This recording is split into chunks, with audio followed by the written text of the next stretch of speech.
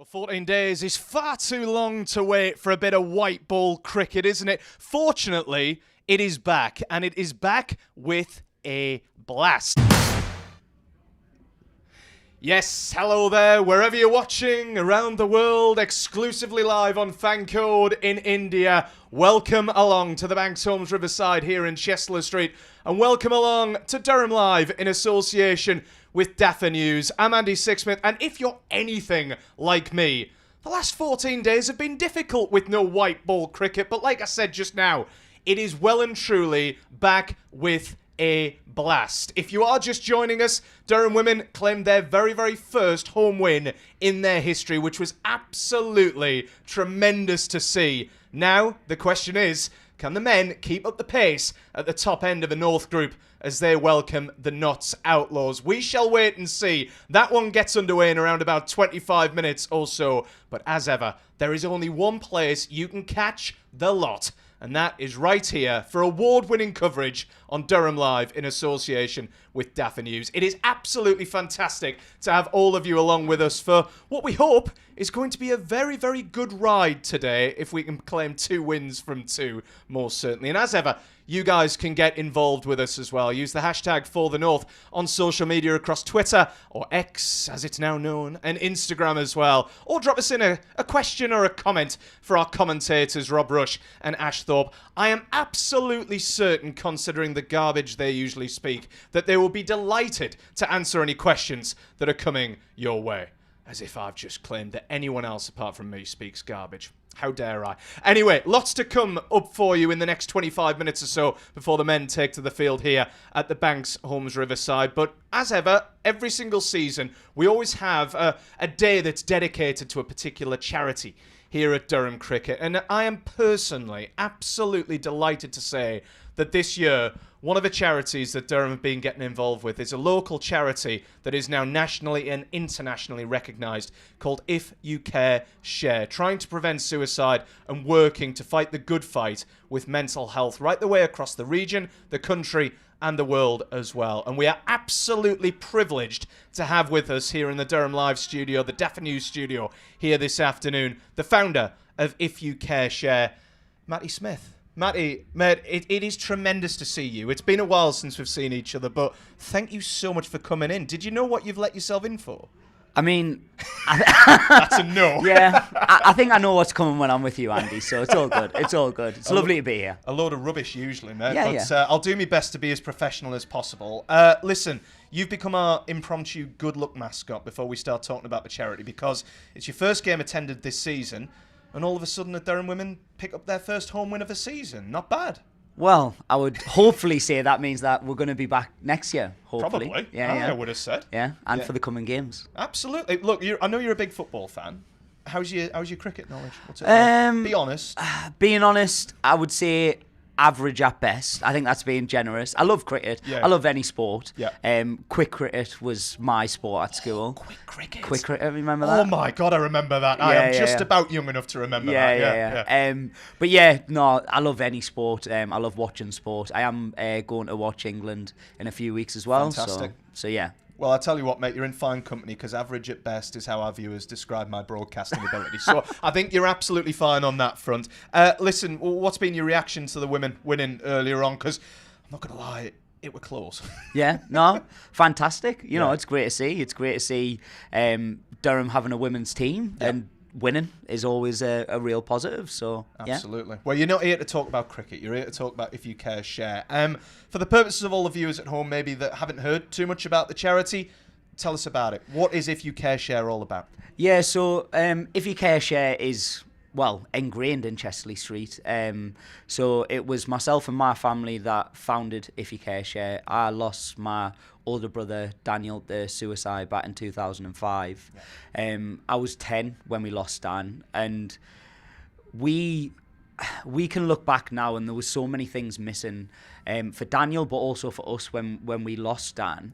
And that very much put us on a journey of wanting to prevent others experiencing what we experienced. You know, the loss of suicide, but also how to deal with the loss of suicide.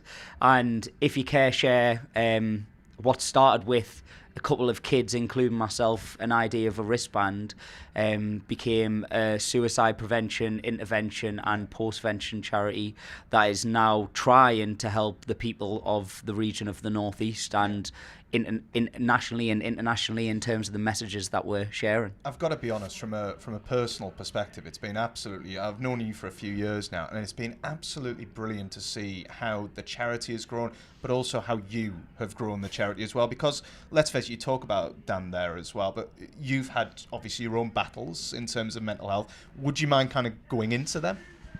Yeah, it's one of them things where, you know, I think quite often the perception in terms of, because I talk about my brother on a frequent basis, that I've almost become immune to that. But, you know, my mental health is still a journey I'm going on, and there are still battles that I still experience. You know, I'm now in a position where it's been 20 years since we lost Daniel. This year's been a really tough one, personally. And then milestones keep coming, and, you know, the thought of still missing my brother is still so significant.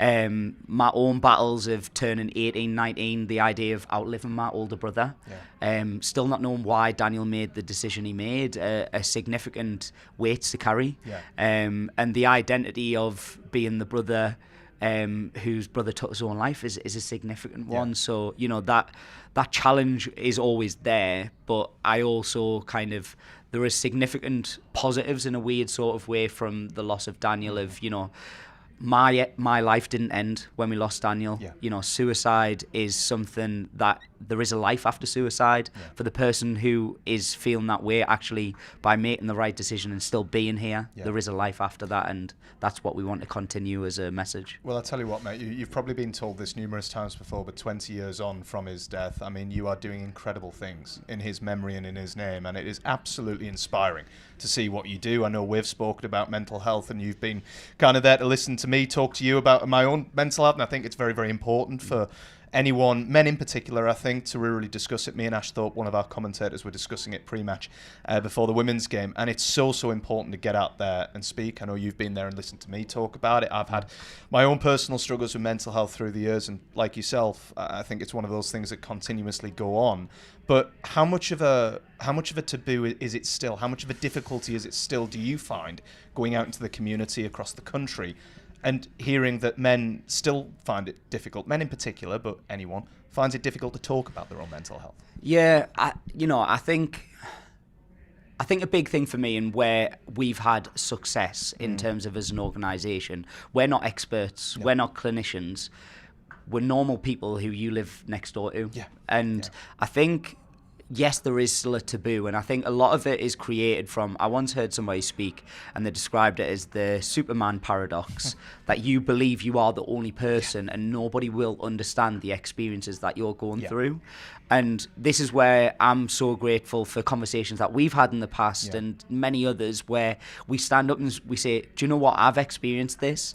And actually the domino effect of that is, well, actually I've felt something like that, or I've experienced something. You know, I think something that we have to be brutally honest about, that we don't talk about, is actually for a lot of people within our communities, suicide is something that is part of our lives, and it is something that we think about, and we need to acknowledge that and actually say, well, no, there is hope. There is actually a way out from whatever you're experiencing. So to simply answer your question, yes, there is still stigma. Yes, there's still a challenge around the subject matter. But actually, by people within communities, people like yourself, talking about this, it makes people understand, hopefully, that they're not alone and they're not the only one experiencing. But the most important thing is there's always hope. Absolutely, and you can see that in the way that If You Care Share has grown. Obviously, it came from yourself originally, and now you've got some wonderful people involved. I mean, one of them, in fairness, I can't believe I'm describing him as wonderful, and he's going to probably fall down if he wasn't that close to the floor anyway already. But Mark Carruthers, a local sports journalist who, you know, has spoken very, very honestly. He's one of your ambassadors who has been tremendous. But it's not just obviously yourself doing a wonderful job, and we'll come on to talk about your feats in the next 5 minutes, but it's the team behind you as well. The continue to just drive the message home and build the foundation and the charity, right? Yeah, 100%. I always used to describe If You Care Share as a family.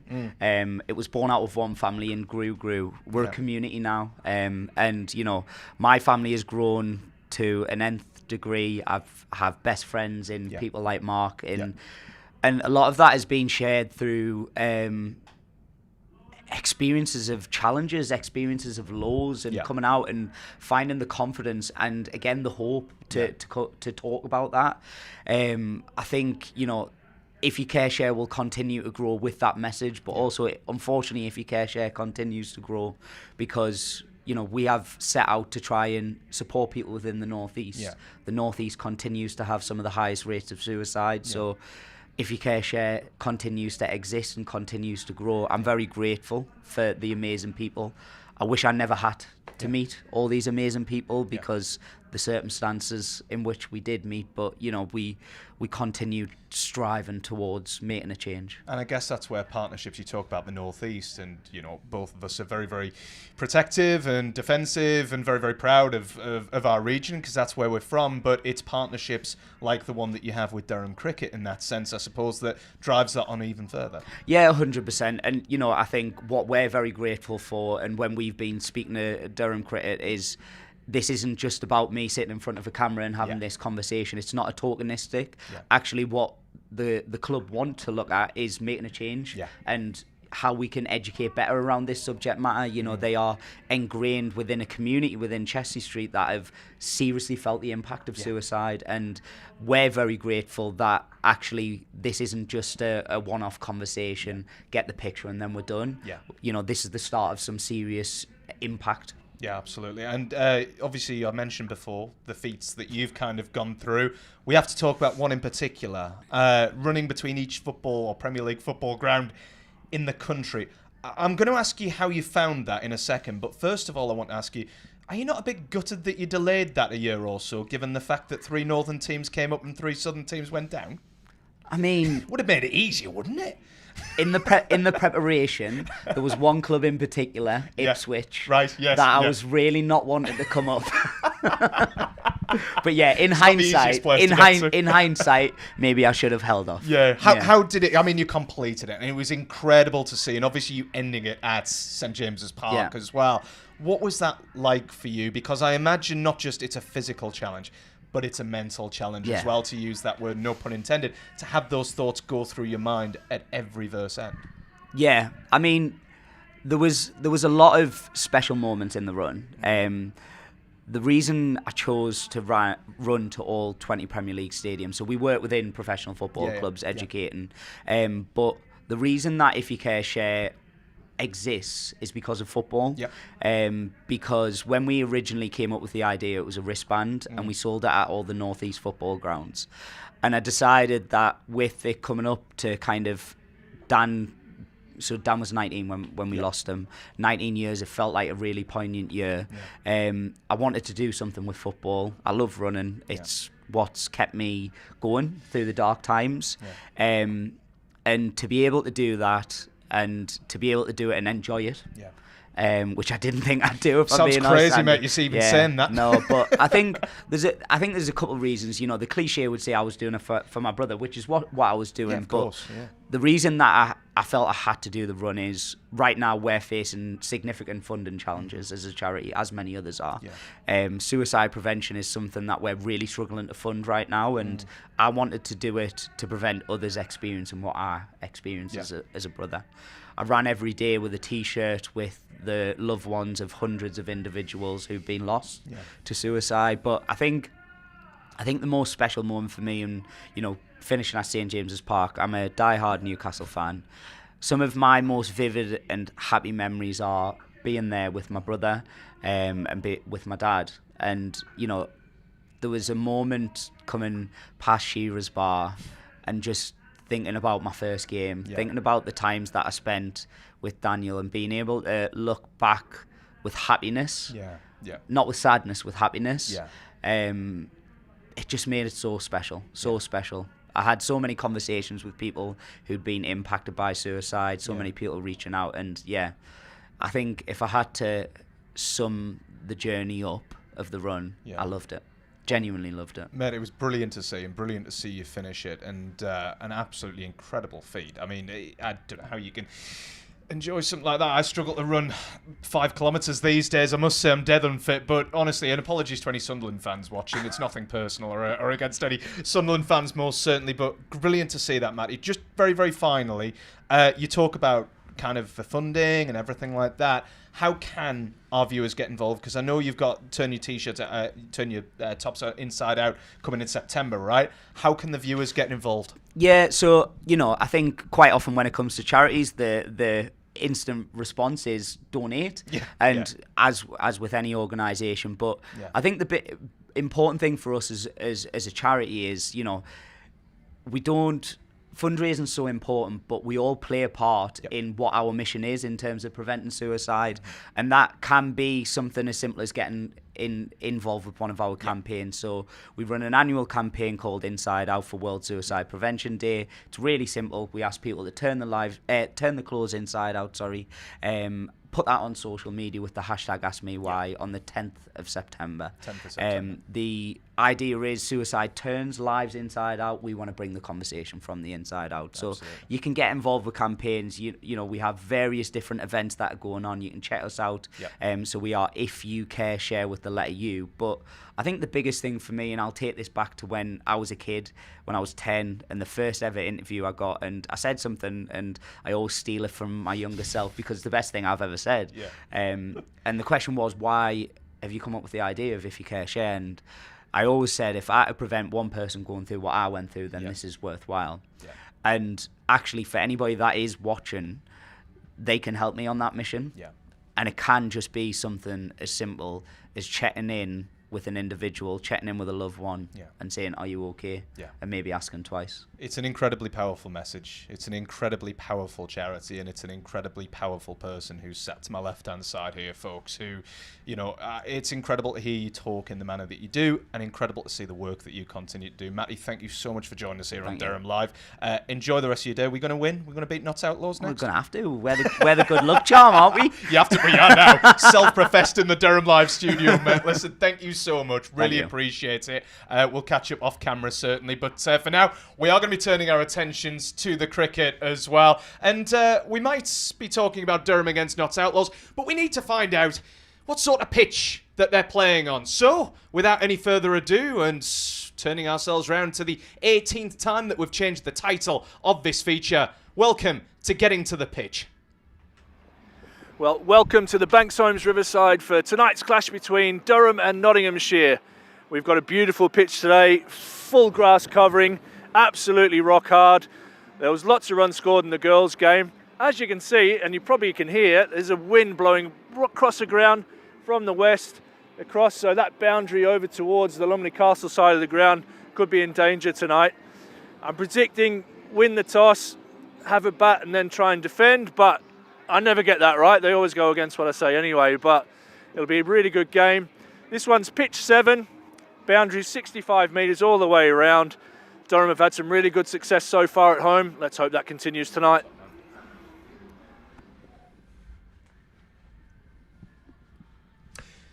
Blimmin' heck.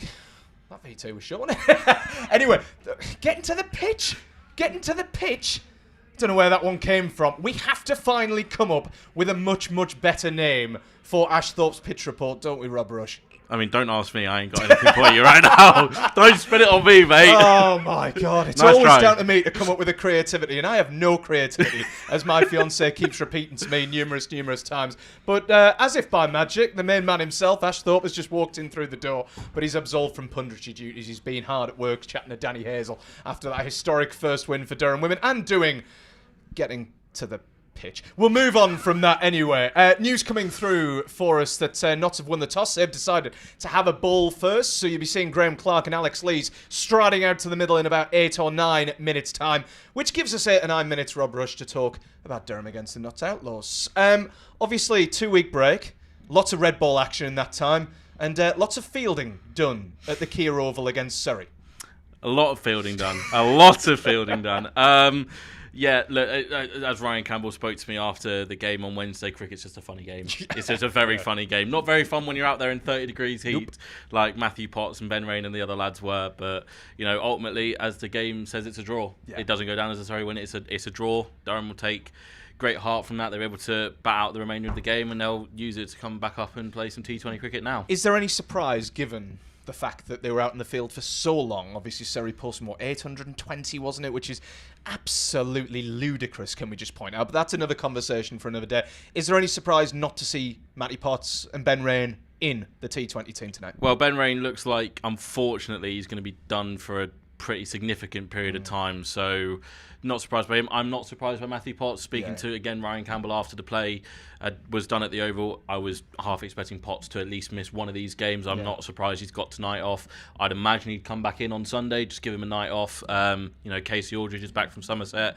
He's in the team, he's playing, so, it'll lean a bit more towards him. Will Rhodes as well. Spin Twins are back in action. It's been a long time since... You've copyrighted that title now, haven't you? The Spin Twins. I do like it. It's only because I'm envious, Rob. So not surprised that Potsy's got tonight off. Ben Rain, how big a loss is he for this significant period of time? Because let's face it, Rainey over the last few seasons has been nothing but Mr. Consistent for Durham. Mr. Consistent, Mr. Durham. I struggled to remember the last time we went into any sort of game, maybe 100 related or a one-day cup themed game where Rain or Potts wasn't in the side. So to have both of them out tonight is a massive loss. And like you say, Rainey's been Mr. Durham, Mr. Consistent. Always could rely on him. In the middle overs, slower balls, the back end of the innings with the bat as well. So he will be a big loss. But Ryan Campbell will always emphasise the fact it's an opportunity for someone else. Casey Aldridge coming back on loan, it's a massive opportunity for him to try and add some runs. Will Rhodes has been in good T20 form. Zach Folks, we haven't really seen him with the bat yet. Jimmy Neesham as well. It's opportunities for everyone else to step up, and including the return of Ben McKinney as well. And of course, let's not forget the fact that we talk about the red ball action, but the last T20 action that we saw was us absolutely taking apart Yorkshire here it's always at the fun. Banks Homes Riverside, which, we had to feed into the broadcast somewhere along the line. Apologies to any Yorkshire fans watching. What are they doing watching? But still, look, it was that 2 weeks a kind of a hindrance for Durham. I asked Ash this before the women's game, obviously, with the break. For the women, they didn't even obviously have any red ball cricket, but we did have a red ball cricket. Does the way that we drew against Surrey, does it give the lads a little bit of confidence? Because there are some T20 players in there. Or would we have preferred just to go straight from T20 action from Yorkshire into tonight's game against Notts? I think they would have preferred the T20 straight, just keep the T20s rolling. We do have that sort of now. There is a little bit of an extended run with the T20 blast, but then we are back into red ball cricket off the back of that. Look, 5 from 8, really good start to the campaign, but you want to keep that rolling. Having 2 weeks off, having to switch back to playing red ball cricket. We finished up here against Yorkshire on a Friday night, was into the red ball game on the Sunday. You now got the inverse of that. We finished the red ball game on the Wednesday. We're now back into it tonight. I think it's just too much chopping and changing, and I've got no doubt the boys will come out here and do their best, but they would have much preferred to just keep white ball cricket rolling. Absolutely, and back home here at the Banks Homes Riverside as well, which, like you say, 5 wins from 8 so far. I mean, how do you view this North group? Because, let's face it, it is blooming tight. I mean, you've got Northants at the top 4 points clear. You've got Lancashire just behind, and then they've got a game in hand. We're level on points with Lancashire, and then Notts, tonight's opponent's only 4 points behind Durham. So this is a real battle tonight of supremacy of which team's going to really push in this second half of the T20 regular season for a top 2 spot. It is, but as Ryan Campbell has said over the times, after getting through to the quarterfinals last year, he doesn't want that to be the kind of exception. He wants that to be the rule almost. He wants that to be normal for our guys, but no one's going to hand that quarterfinal spot to us. Fortunately, you mentioned Northampton Lancs, they are playing each other tonight, so hopefully, depending on which way you look at it, that one of them will take points off the other, and if we can take care of business here, which is obviously what the boys will be focusing on, they won't be worried about that, but if we can take care of business tonight, table should hopefully look a little bit better going into tomorrow and into Sunday's game.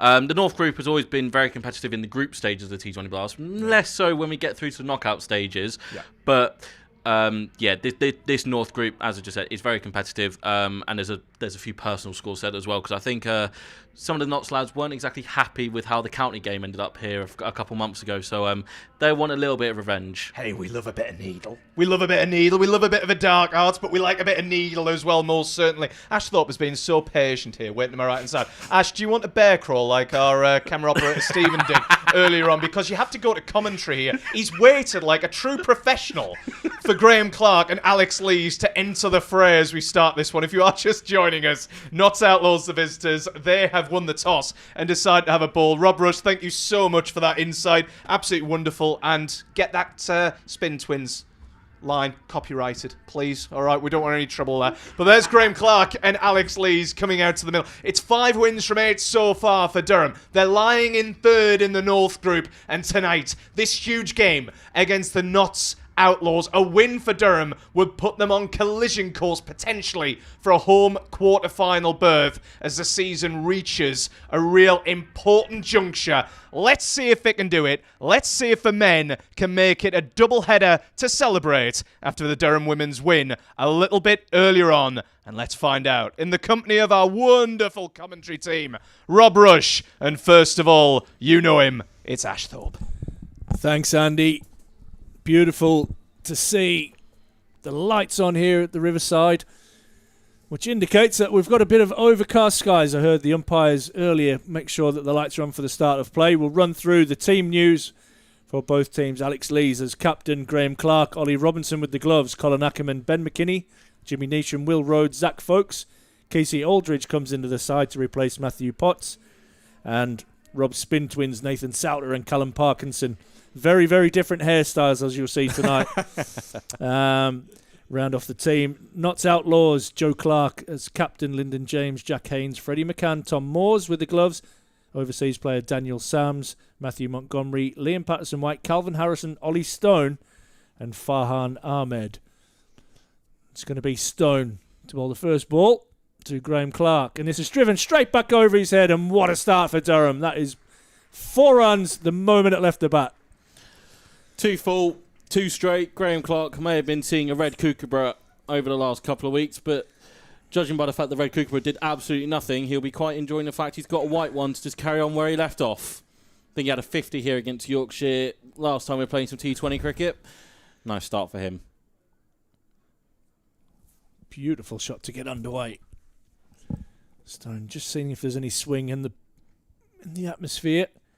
This one's driven to mid-on. Again, trying to bowl full. Got a sweeper out behind square on the leg side. Slip in place. And a very, very square third man. Interesting, very fine third man in the circle. Notts in there, green. Almost camouflage. Camo, yeah, I was going to say a bit of a camo pattern with the gold names and numbers. Durham in their yellow and blue.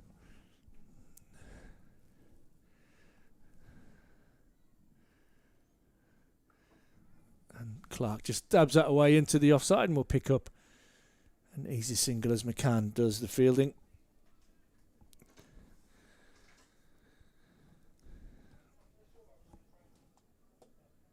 Durham sitting in 3rd position.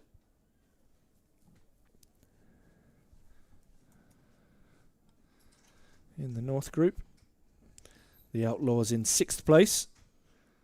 Outlaws have played 9 games, 4 wins and 5 losses for them as the left-handed skipper Alex Lees takes strike. And he drives that gorgeously through cover point for 4.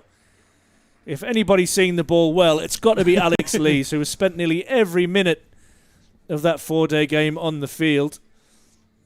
And he's off the mark immediately with a beautiful cover drive. Yeah, took the opportunity to end the game with twin tons, unbeaten century off the last ball of the game down at the Oval, and in good touch. Brings to a change in the field now. Sweeper coming around a lot finer at third man. And this one's well down the leg side, and Moores does brilliantly to prevent that from going for 4 wides.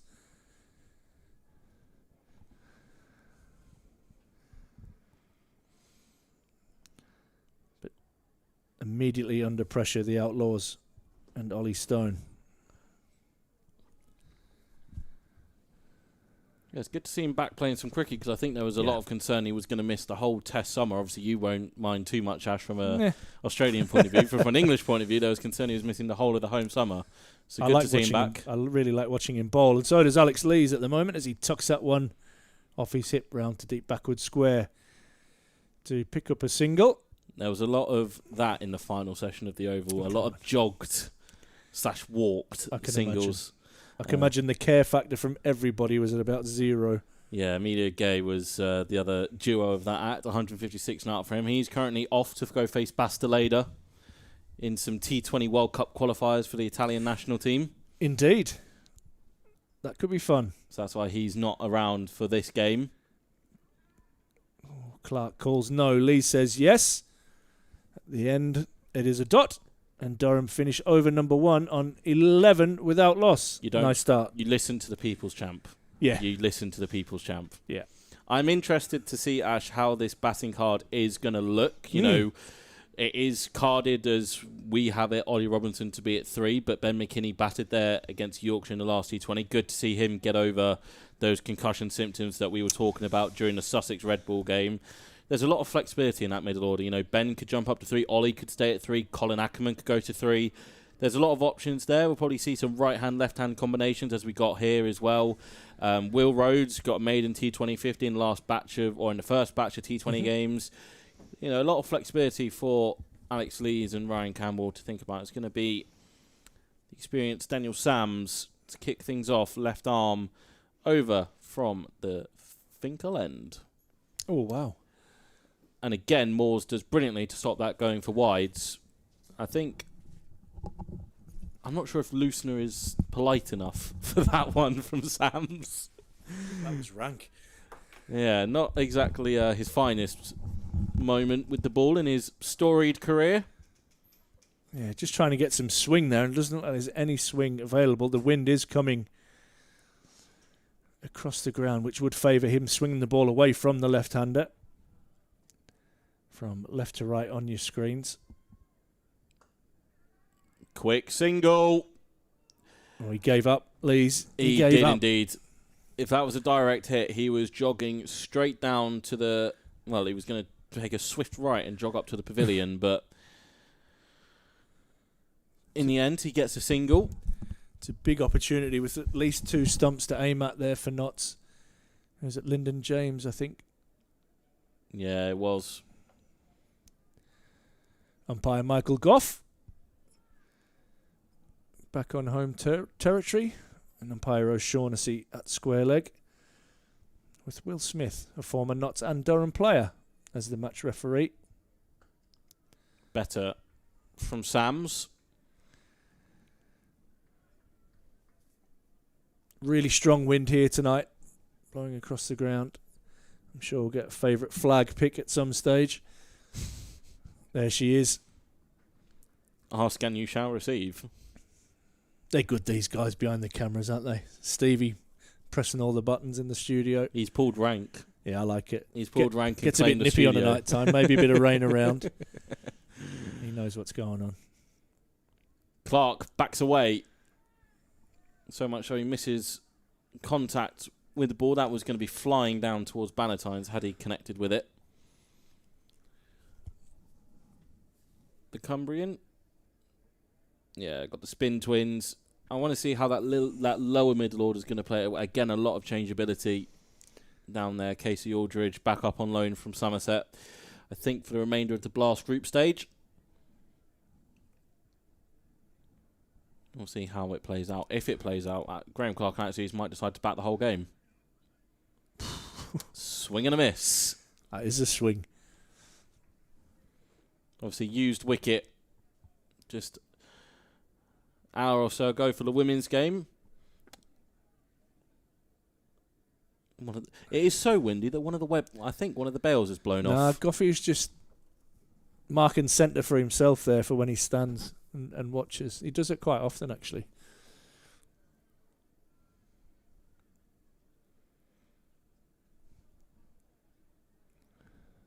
The more you know. The scoop. Doesn't get all of it. He gets enough for a single, but this is a good comeback from Sams after that wild one. First up. Yeah, he's adjusted well, as you would expect for somebody from his experience. Now going around the world playing franchise cricket.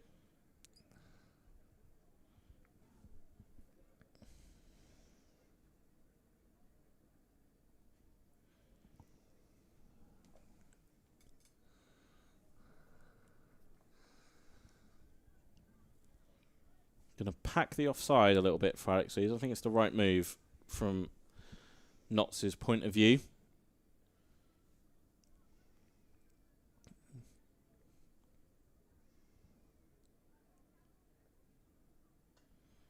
Goes straight to where that man had been moved, but Lees plays it finer of him, and he'll come back for a couple. So a better second over as far as Notts are concerned. 16 without loss, the home side. Yeah, good comeback, as you said, from Daniel Sams. Still a pretty solid start, 16. The only real chance was that run-out opportunity for Lyndon James, where Lees had just given up. Maybe just fancy some time without the pads on after waiting at the just Oval. relax. Nice crowd here tonight. Oh, you didn't even ask for your flag this time. A lot of the hospitality guys are inside. So you can probably see through the windows, and then down to the members area there, the Don Robson Pavilion here at the Banks Homes Riverside. You can see Farhan Ahmed, the exciting young off-spinner. This is a very bold move from Joe Clark. I wonder if Graham Clark decides to take him to town.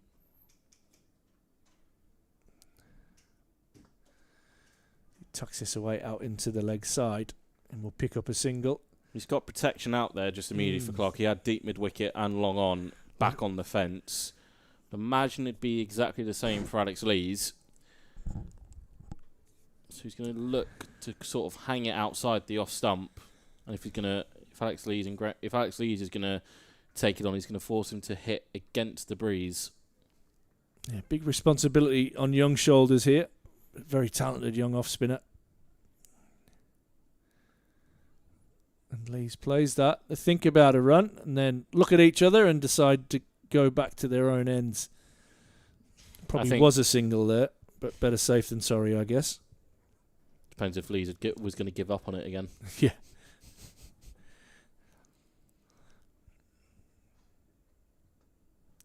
It's a nice length that from Ahmed. Clark thinking of two. Lee's absolutely not thinking of a second. Picks up another single. There's skipper Alex Lees. The two skippers in shot. Joe Clark. Alex Lees, as I said, off back-to-back hundreds in the championship game down at the Oval. Clark backs away and muscles this one through the leg side, and I think he'll get an easy two as the skipper jogs back comfortably. It's a huge gap on the leg side. Nobody in front of square in the circle. And mid-on very wide. It's a nice pocket.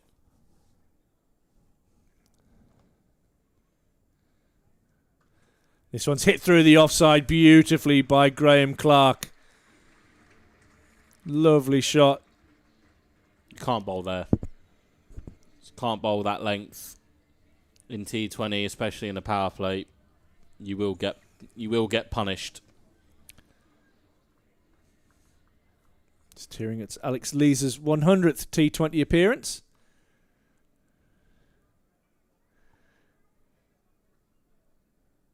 You got to look on in admiration of that shot from Graham Clark. Backs away and he sweeps and he gets it between the two fielders behind square on the leg side. Back-to-back boundaries to finish over number 3. And Durham have a healthy start, 28 without loss. Gamble's not really worked for Joe Clark there, trying to eke out an over a spin from Farhan Ahmed in the power play. But Durham are too smart to just let them get away with it, and Graham Clark making full use of it. Much to Andy Sixsmith's approval as he comes in and gives a nod of approval. And we agree, it's a nice start from a Durham point of view.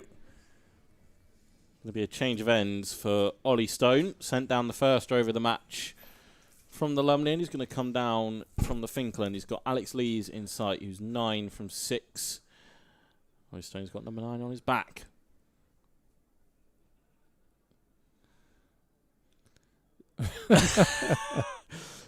I think that's the most inventive way I've seen a forward defence played. Ash, I don't know about you. Alex Lee's trying to go for the scoop, and in the end, just wasn't there to V-scoop, so just plays a rather awkward-looking forward defence. I think everybody's found humour in that, apart from probably Alex Lees. Be disappointed he hasn't got some runs from that.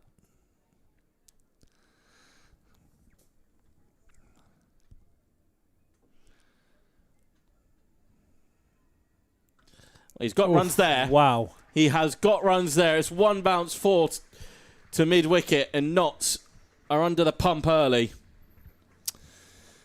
It's the 5th boundary already. The 2nd for Lees.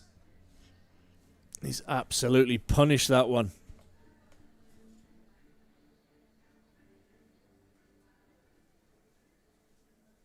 Just back of a length and murdered through square leg by the skipper. Dismissive. How dare you bowl there? And then opens the face. He's going to come back for 2. Great running. And Great running from the big man. He will get there. Wind assisted on the 2nd anyway. It looked a bit shaky for moments. A bit worried here. Has he hurt himself here? Nah. Well, actually. He's limping here, Alex Lees. He seems to be okay.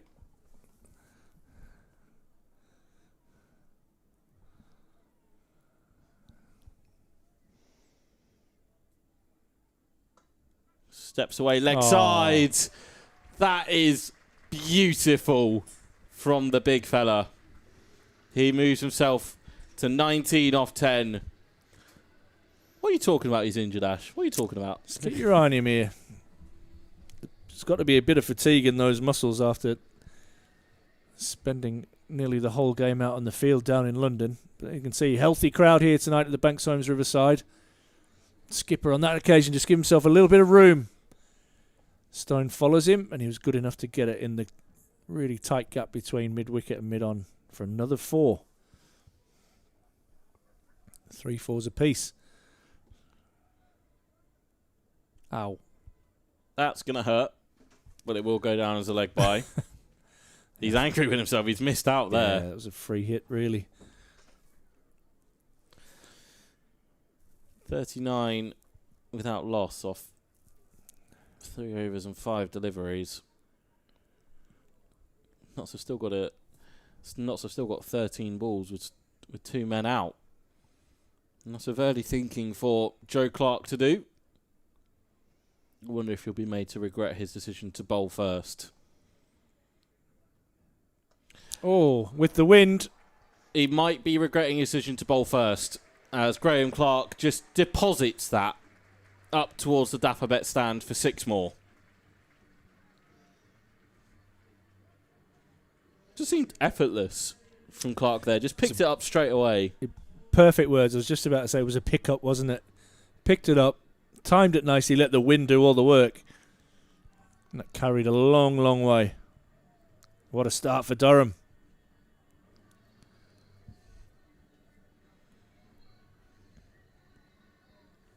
Well, if one spinner doesn't work, maybe the other will. Liam Patterson-White is going to be throwing the ball from his skipper and asked to pull something out the hat. Again, deep mid-wicket and long on are back.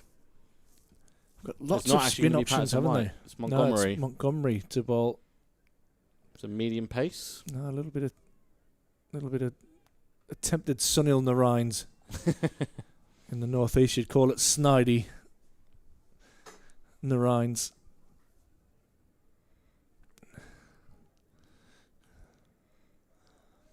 It's a good start. Just a single off Montgomery's first ball. Yeah, Notts with a lot of spin options.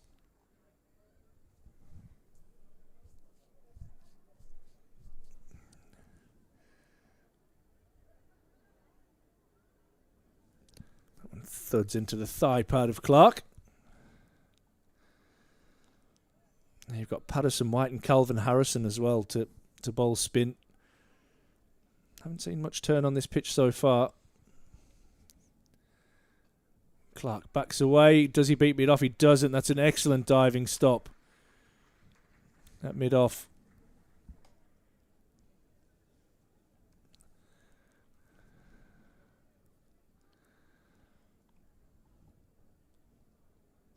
.47 without loss.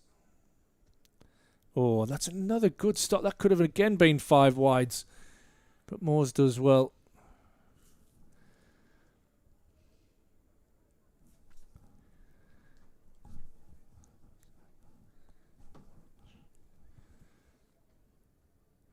Lees gets a bottom edge on that one. Doesn't beat short fine leg, sorry. Patterson White. 49 now on the board for Durham. I'm not wholly convinced by this action, Ash.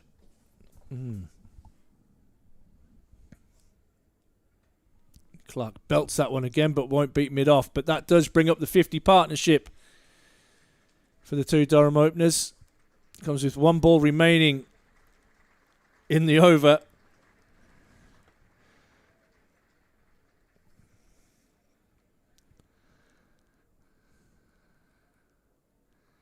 Lees clips that one away nicely, and that will end over number 5. Durham 51 on the board without loss. A really nice start from these two.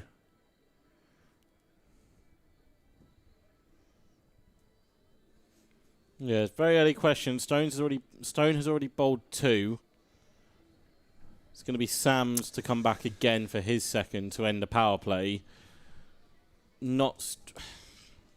They desperately need these two back in the hutch, but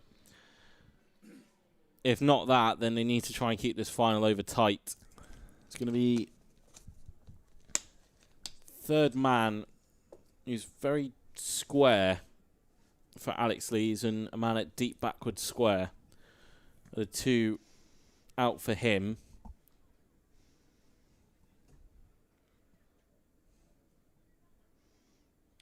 Oh, he brings the ramp out.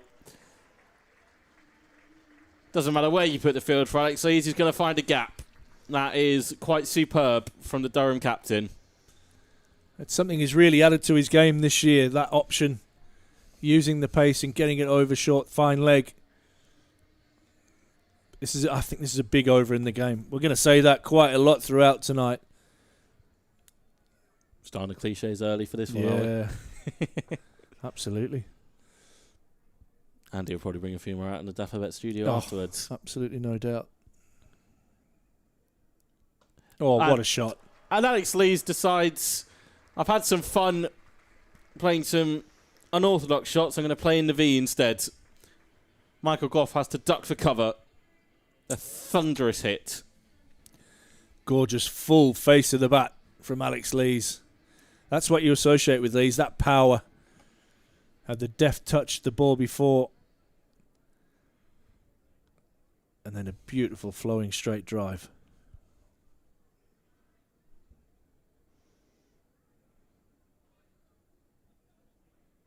Oh.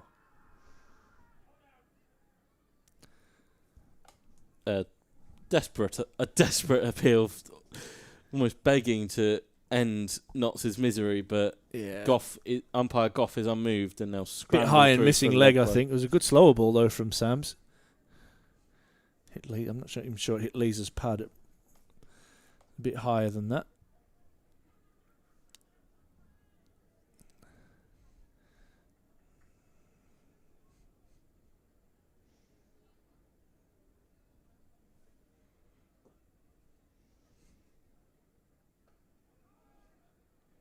Good follow-up to Clark. 2 balls remaining in the power play. Still the 2 men out deep backward square and sort of a deep backward point now. Not really a third man. So encouraging Clark to go straight.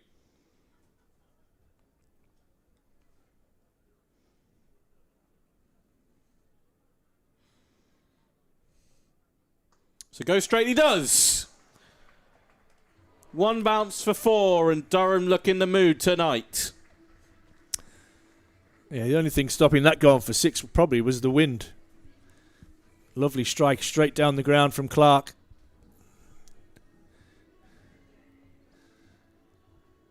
Sam's just a little bit full. Step hit. That's exactly what Clark did.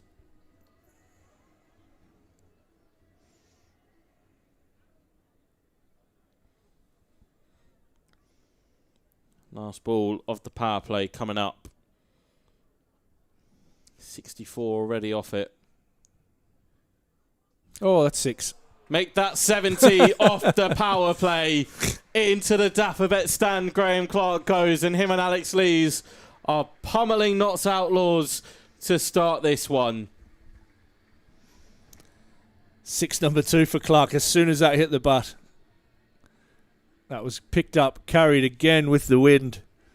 And what a start for Durham.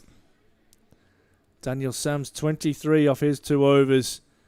Clark moves to 35. Lee's on 30. Durham 70 without loss after the power play, after losing the toss. Joe Clark putting Durham into bat. Just the start they wanted. And I think we'll see a lot of slow bowling now, a lot of spin.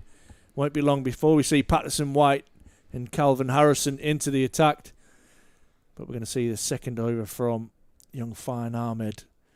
Just a reminder that you can hit like and subscribe to keep up to date with all the Durham Live news and all the interviews with the players and coaching staff here at Durham. Round the wicket to the left-hander, and Lees drives this nicely down the ground. I might think of a second here. Graham Clark decides against it. Might have been tight.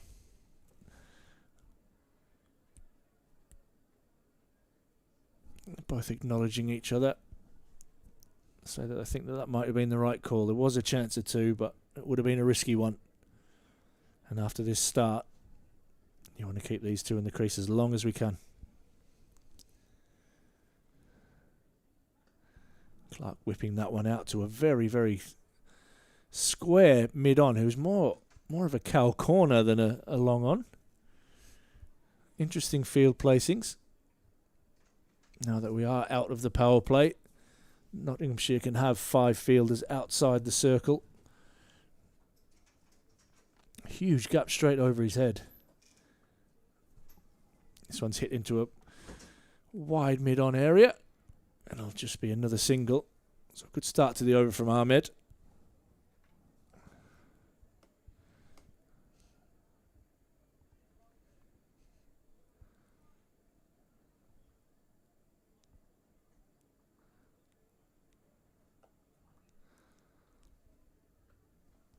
Straight to cover.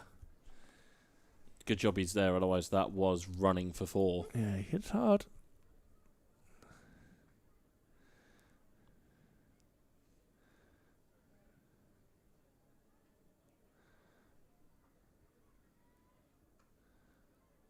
This is good from Ahmed. Just the 3 off this over so far. 1 ball remaining in over number 7. No need to panic from a Durham point of view. 73 on the board.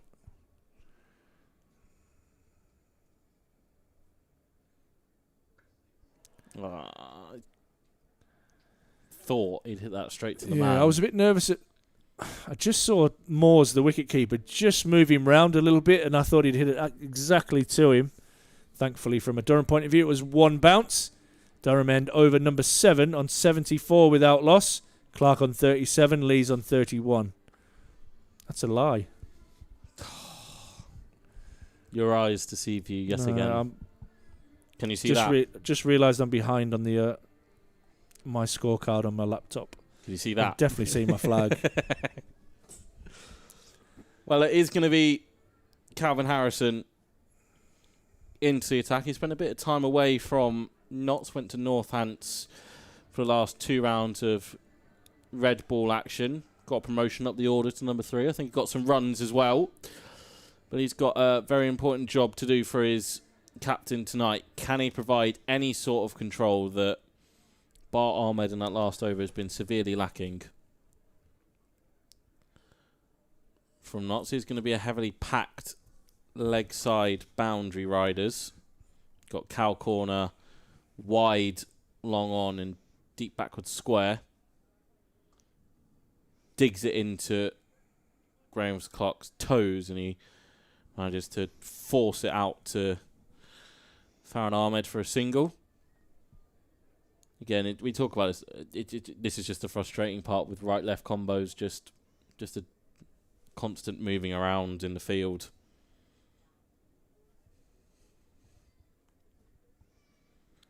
Oh, that's a lovely shot.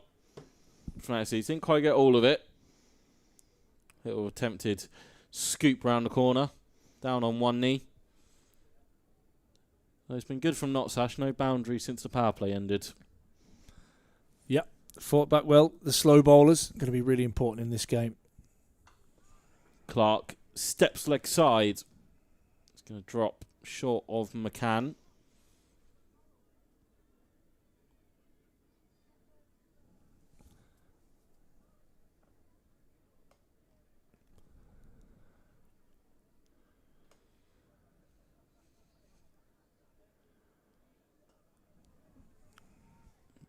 Leeds brings out the slog sweep, but it's all on the carpet, and that's a misfield. And that's going to be 2. Well spotted from the Durham duo. Just a sense of frustration for Harrison.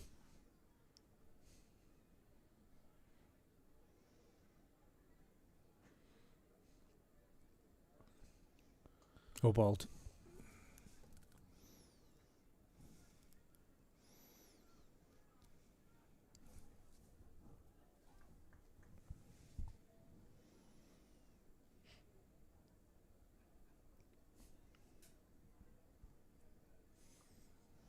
Use of the feet from Leeds, a thick edge that will just bring him a single, and it's a good first over from Harrison. No boundaries from it, but Durham still in a very strong position, 80 without loss after 8.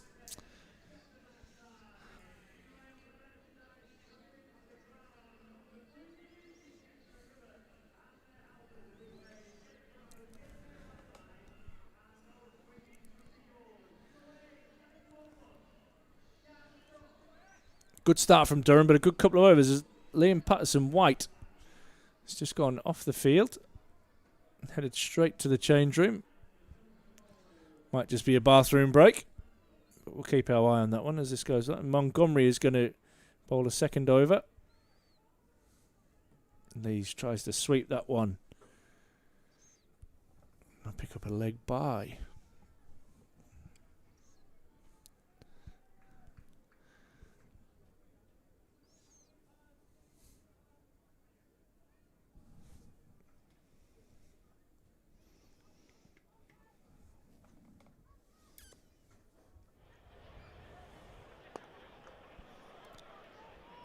Clark will pick up another single.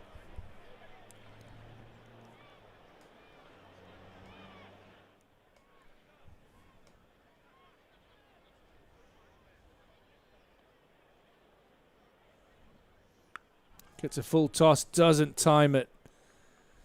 Been disappointed not to hit that one for 6 and be happy that he hasn't actually hit it straight down Long On's throat at the same time.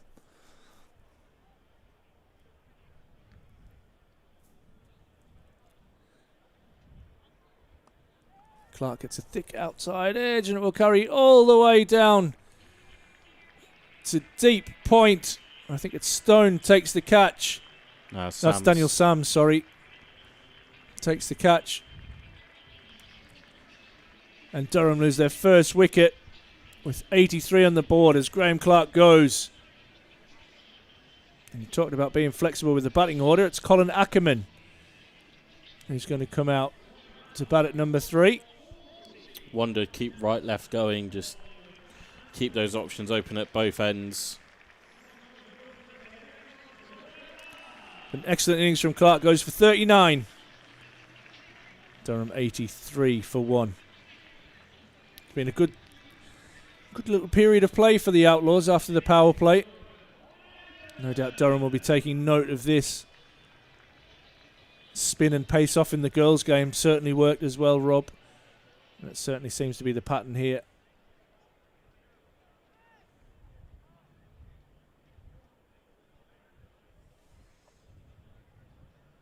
Absolutely. Ackerman off the mark. First ball. So it's just been a period of consolidation for Durham after the start. Just 14 after the power play. 14 added. Make that 15. I think just making sure that you've still got that those wickets to play with at the back end, maybe. Yeah, still a good platform, isn't there, for Durham? It's in all, it's a nice start going at over 9 and over. Alex Lees he changed his gloves after the wicket, and he's already calling for another replacement pair. Hayden Mustard, the 12th man, must have brought out the wrong ones. I'm sure most of his gloves will be pretty sweaty after the week he's just had. He's not happy, Alex Lees, at all. Graham Clark getting the applause you can hear as he walks around from the dugout to the change rooms.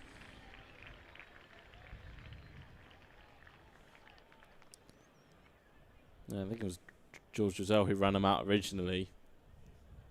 Yeah, it was Hayden Mustard that time. First time we've seen him in a first team squad this year.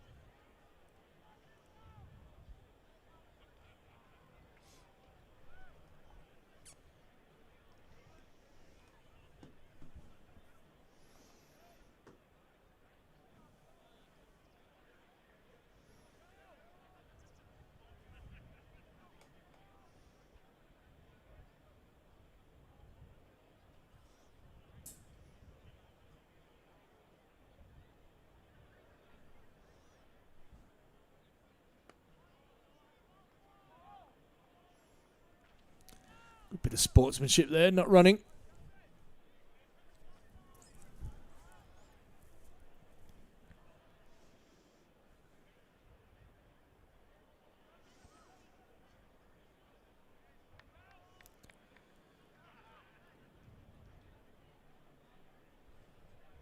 Just sense Notts have got some control in the game.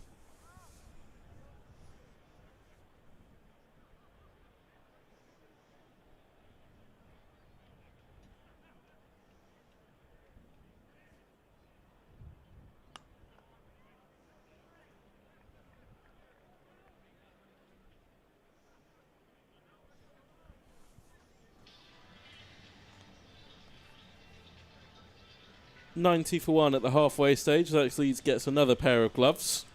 Third time lucky. He's finally got the right ones. Lights on. Pavilion packed. Friday night lights at Banks Homes Riverside. You can just see Victor Main putting the deck chair away. Surely it's not too cold for Vic to be on the deck chair.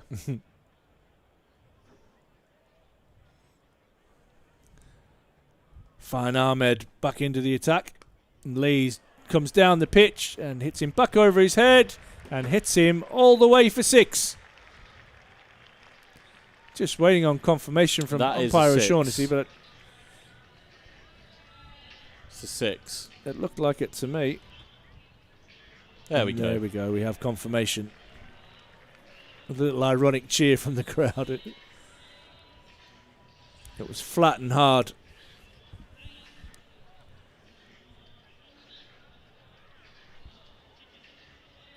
Eventually found the ball as well. 47 now to Alex Lees.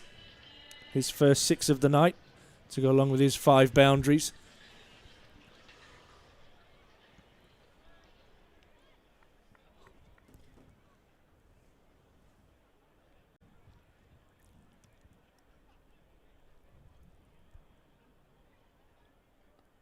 This one's just pushed out into the offside for another single. So the pressure's off for this over with that 6 off the first ball. I think they're going to look to target this end with the wind. The wind's more now blowing kind of down the ground, kind of as we look now, kind of from fine leg to mid off. So from your top right to your bottom left. I think they'll look to target with the wind down the ground. It's a huge gap as well down the ground. Mid-on is very, very wide. So he's more cow corner Yeah, he's not far off. than anything else, right in front of Bannatynes.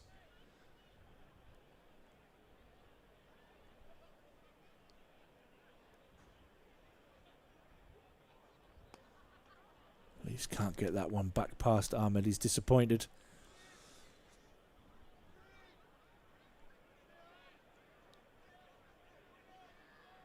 Just taking his time.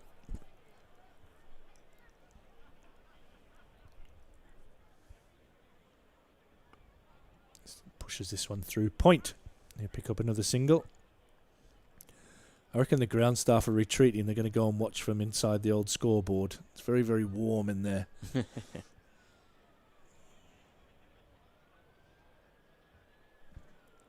There they go. The guilt march. We can see you sneaking out. It's a really good line of length that from Ahmed to finish the over. So after going for 6 off the over, that over just goes for 10, but that brings up the Durham 100 after 11 overs. So a nice start for Durham, 100 for 1. Alex Lee's on 49. Colin Ackerman on 5. Graham Clark, the man, out. He went for 40 off 27.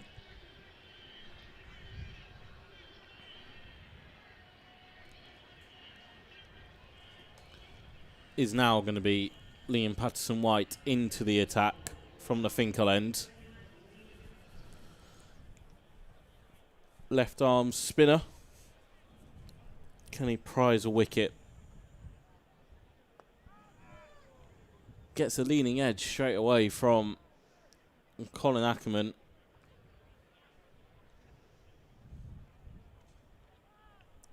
Local connections, hasn't he? I think his mum's from Sunderland. Yeah, Sunderland fan, I think, as well.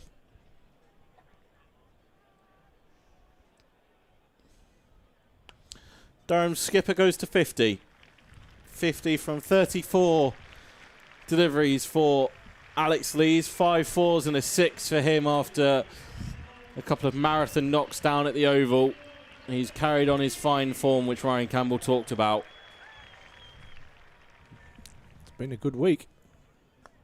Maybe apart from the toss. I mean, to be fair, Surrey said they were also going to bowl. Yeah.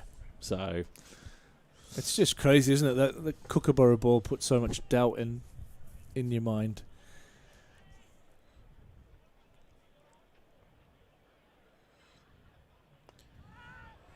shouts of catch. It's going to drop just short of Haynes.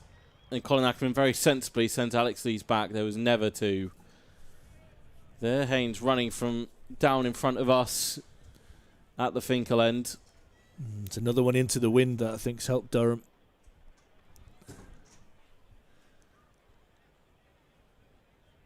Tempted slog sweep. I think that's missed everything. I'm with you. No. It hasn't. It's gone for runs. I thought that was going to be 4 byes, but Michael Goff thinks Colin Ackerman got the toe end of the bat on it. Didn't get the nod this time from Andy. Still going pretty well, Durham. 108 for 1.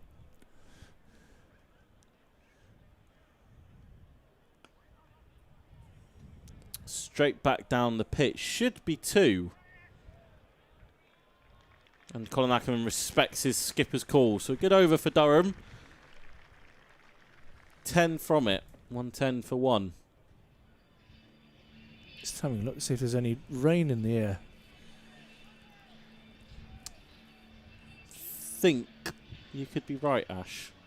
Might be just some light George drizzle in the air.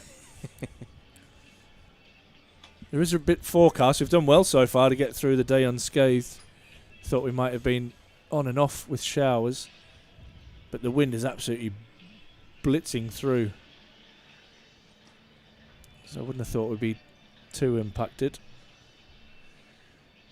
Fine Ahmed will bowl the last of his overs. Gone for 26 so far. Last over went for 10. Lee's hit the first ball of the over for 6. And this one he drives down the ground, and I think he'll get 4, and he will. Hit hard, hit flat, hit straight. Hit for 4. Almost kicked Colin Ackerman's boot on the way through. Yeah, I don't know if it hit something. It kicked up funnily, didn't it? I don't know if it's hit a foot mark or... Not sure it'd be, could have hit the boot. might have hit Ackerman, yeah.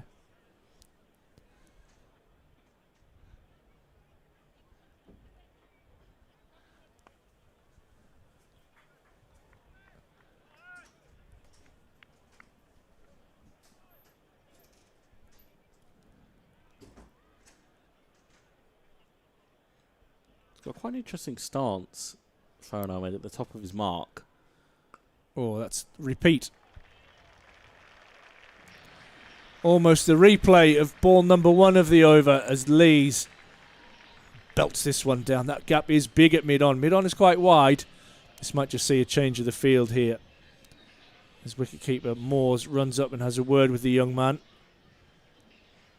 He's actually telling him, I think, to try and turn it. It looks like he's Just a little bit obsessed in bowling a bit flat and trying to tuck Alex Lees up here.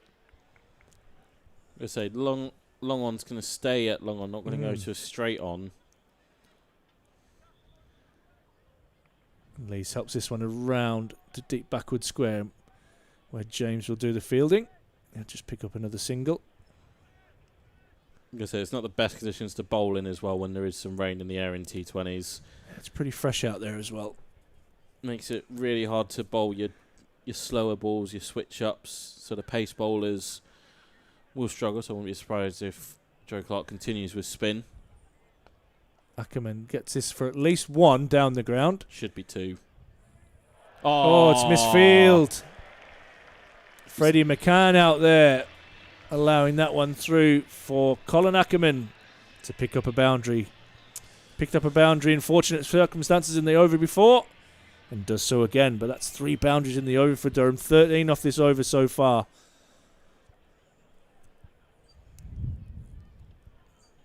Last ball of Ahmed's work for the night is cut away out into the deep. And it will just be the single as Sams does the work. That ends the over. 14 from it. Durham 124 for 1. Yep, tough night for Farhan Ahmed. 4 overs, none for 40. But that is the volatile nature of T20 cricket. Unsurprisingly, Patterson White's going to continue. Ackerman 18 off 12, Lee 60 off 39. Durham looking to propel themselves in these final 7 overs. Colin Ackerman decides the sweep is the way to go, and he's going to pick up 4. A very fine sweep. Not just in terms of the position, but the shot itself.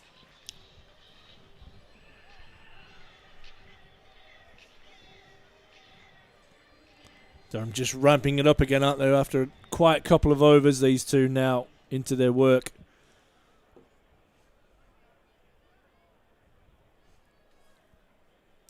Partnership of 45 now from just 27 balls. Ackerman tucks this into the leg side. Can just see Vic hovering. Yeah. I'm not sure I like it in terms of what it could spell. You got Barry as well out there lurking just near the tractor. I think they're just looking for the best view of where the rain could potentially come from. Well bowled from Patterson White, tucked Lees up. Can you play that out to Joe Clark at cover?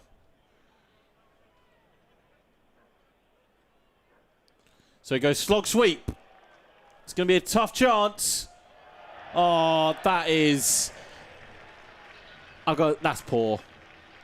It's a tough chance, but if you can't take the catch, you should be looking to stop the boundary. In the end, Matt Montgomery's done neither, and Alex Lees picks up another boundary. It's a 50 partnership as well. Durham back-to-back 50 partnerships and looking to go big. Yeah, you've got to stop that. You've either got to go full on for the catch, and then if it goes for 4, your team are probably not that bothered. But to not do either. Oof. Lees belts this one down the ground to Haynes for one. He's done... Montgomery's there, done none, one nor the other. He's a bit stiff there.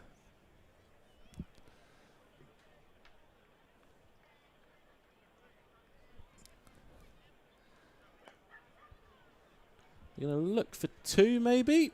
Yes, there will be two. It's going to be tight.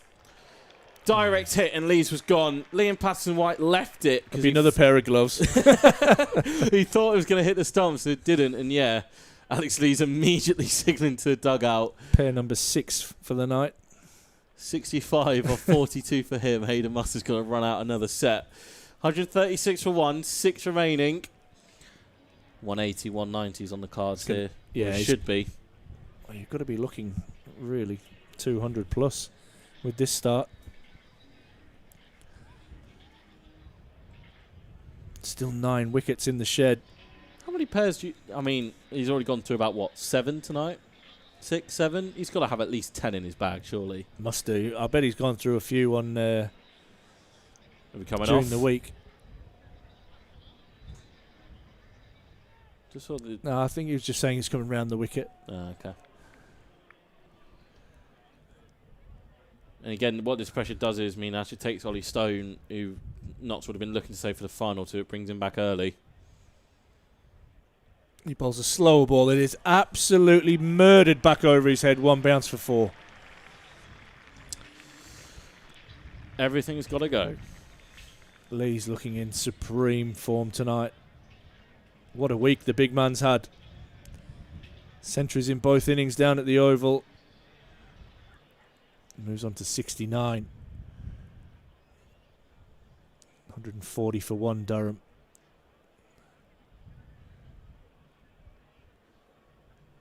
Very, very interesting. They're going to put a fielder straight behind the bowler. Well, they need one more in the circle. They've only got 3 in. And they're going to bring the man at deep point up. I think it's a sub-fielder as well. There's not a lot of room to manoeuvre here for Stone. It's got to be full. And probably got to be slow. It doesn't matter. Lees takes him on anyway and beats him. That's brilliant batting from the captain. Leading from the front here.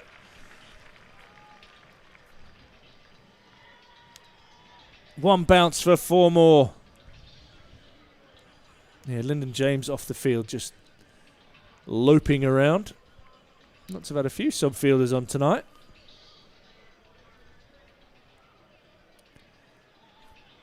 That rain is coming down a little bit heavier now.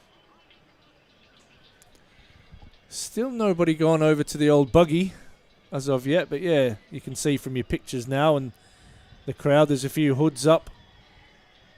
But there is a lot of bright sky behind, so hopefully this just blows through. This bright sky we're talking about is round to your left there. Hoping we're just catching the tail of a shower here. Durham certainly are. This one's short and it's helped over. Fine leg. 1 bounce for 4. That is not the place to bowl with that field. That's frustration, I think, from Stone there. I'll tell you who isn't frustrated. Alex Lees. The only frustration he'll have is that there's a bit of rain in the air.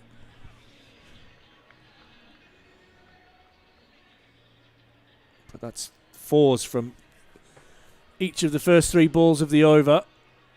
And Notts just taking their time a little bit here. I don't know, it's a bit of a gamesmanship trying to dry the ball. I'm not sure you're going to put Alex Lees off his game. Oh, though. 100% no. There's one thing he's focused on right now, and it's that white thing that's looking massive compared to everybody else. Seeing it like a beach ball. Umpire O'Shaughnessy just giving Notts the hurry up here.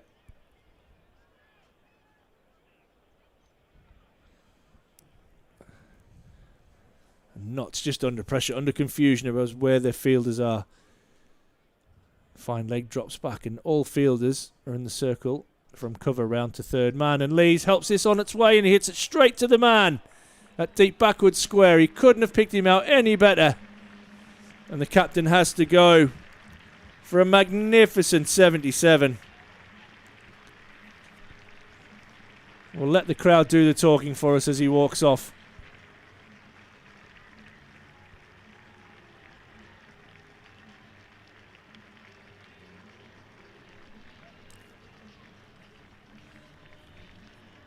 Jimmy Neesham will be the new batter to the crease, so they're going to stick with the left-hander.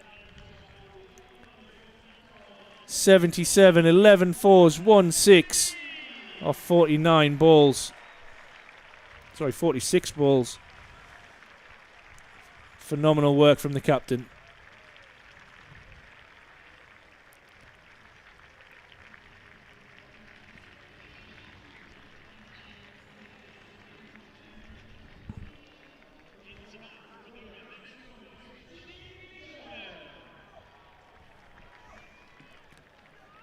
Not a bad replacement to have out in the middle. Yeah, he's hit the ground running, hasn't he, with Durham? Coming out of first-class retirement to enjoy a couple of days in the field down at the Oval as well. I think that went viral around the world. It was on one of the podcasts. I saw that one on the way in. Willow? Yeah, I saw that one on the way in. I'm sure that Brad Haddon, for one, would have probably poked a bit of fun at his expense. He comes in, Durham in a healthy position. 148 for 2. He's off the mark immediately as he tucks that into the leg side. And they will touch and come back comfortably for a second. It's a nice start for Neesham. 150 up. I was just going to say, yeah, brings up the 150 at the back end of the 15th over. You'd say for Notts, you'd say it was a successful over, bar the fact it's already gone for 14. Well, getting rid of Lees is huge, but that also brings its own problems as now Jimmy Neesham is at the crease. And thankfully, it appears the rain has eased up a little bit. There's still a little bit in the air, but definitely not as heavy as it was. And Neesham pulls that away into the deep, but won't beat Harrison. And that ends over number 15, 151 for 2. Ackerman, really the silent assassin out there. You didn't realise that Ackerman was at the crease. He's on 25 from 15. Jimmy Neesham is on 3. He's just flying quite nicely under the radar, but he knows that he knows his role is going to come at the death. When everything does have to go, he can step up into that gear. He's set himself up quite nicely with the time he spent out in the middle. Obviously playing his part, right-left combos, just moving Notts about in the field, not allowing a bowler to settle on a plan and a line and length. You know, this right-left combo, I think, will just continue now to the end of the innings. Still Ollie Robinson still in the hutch, Ben McKinney still in the hutch, Will Rhodes, Zach Folks. Aldridge, yeah, they've got good options. Harrison back into the attack. Just the 11 runs conceded for him after 2 overs, so that would be promising from their point of view, but it's got Jimmy Neesham to bowl at, who immediately tries to go for a slog sweep, and Harrison breaches his defence. So Notts go bang bang, 2 wickets in 4 balls. And are they about to put the skids on Durham's acceleration? Yeah, good move. Bring the spinner back in. This is the hard end. So Harrison's bowling with the breeze. Neesham was going to have to hit that long into the wind. And speaking of long, Ben McKinney will be the new batsman.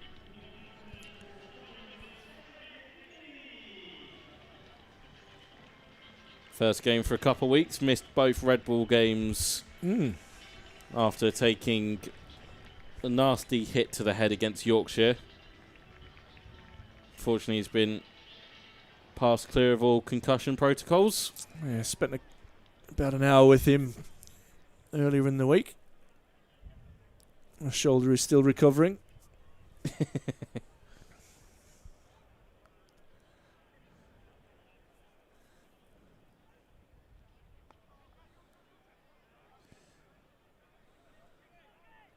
Dab off into the offside first up, and Durham just got to be careful that the good work doesn't go to waste.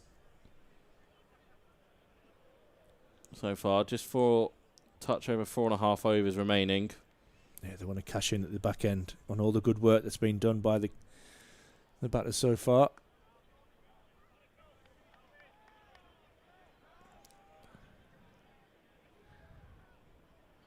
It's good over so far. McKinney just taking his time.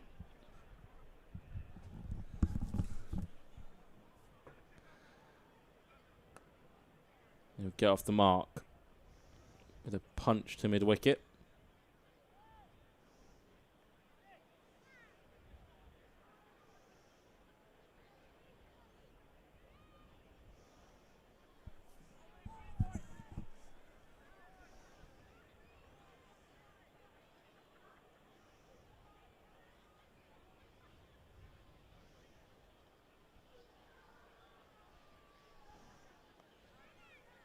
Quick single, but a good one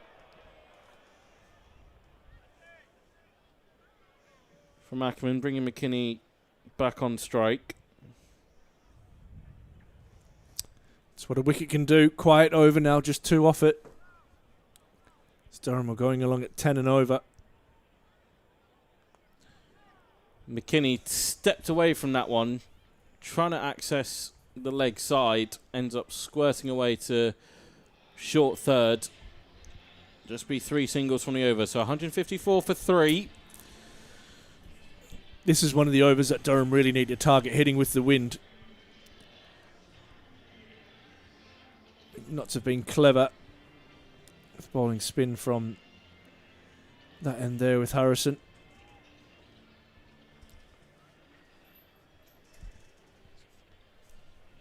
Good learning curve for McKinney as well. Hasn't played a lot of first team T20 cricket.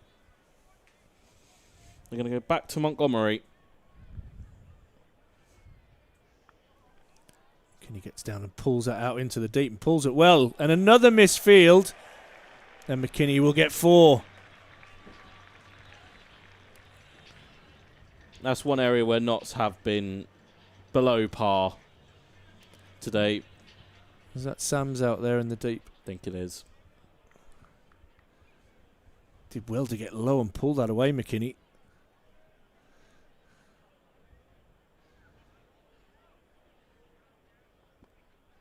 Oh, took all the pace off. That's brave from Montgomery. But it worked.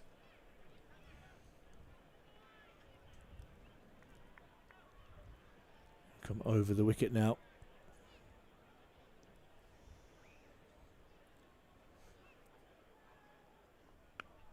That's hit. I don't think it's hit long enough. It's hit to long on, and he's caught right on the Toblerones.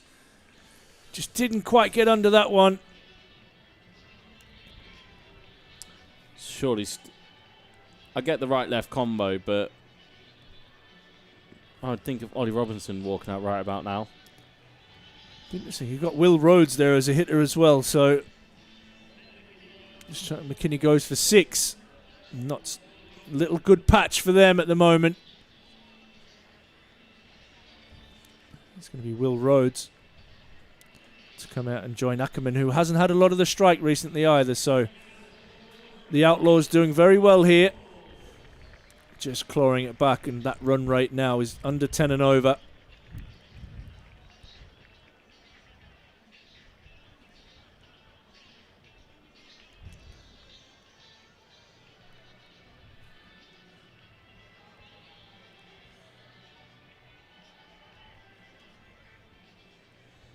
Scored his maiden T20 50 against Worcestershire, I think.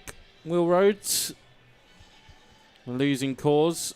Also involved down at Leicestershire in a big partnership with Casey Aldridge that took Durham almost to the verge of winning that game, where they were sort of dead to rights, so about 90 for 6. Can he help his side up towards that 200 mark? He hits this one straight back over Montgomery's head, first ball, and picks up his first boundary.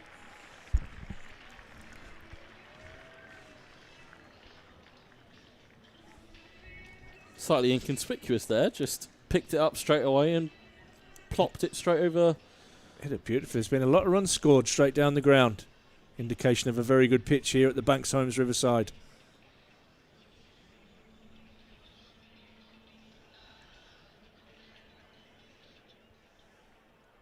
Just taking their time drying the ball. Looks like the rain has stopped out there now. The ground staff have disappeared back into the old scoreboard. Rhodes whips that away and times it nicely out into the deep, where Lyndon James does the fielding.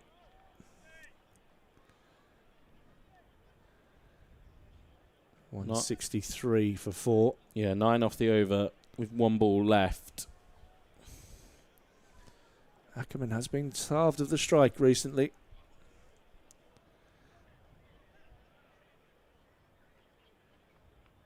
That'll be a wide, and Rhodes hustles through for a single, so that'll be another couple to the total. Good running.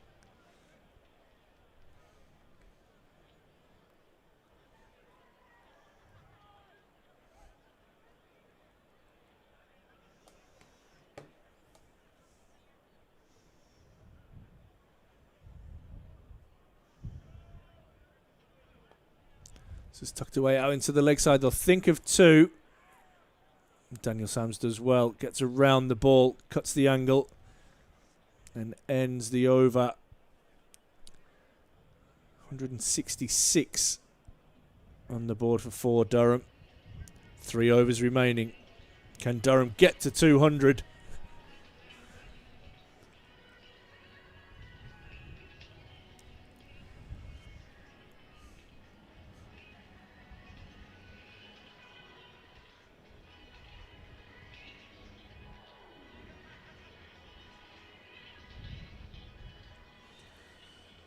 Going to turn to Dan Sams to try and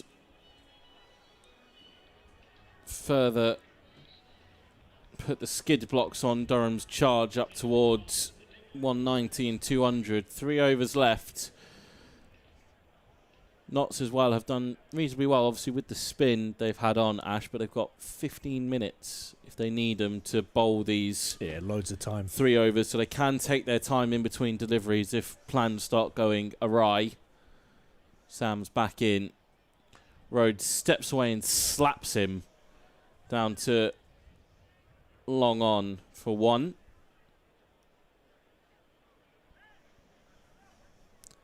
So, and lots of options as well.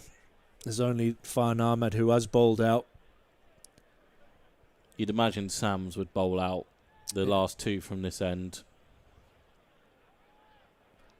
Yeah, and Stone's got 1. they have, but will they risk him? He's gone for 42 off his 3 so far.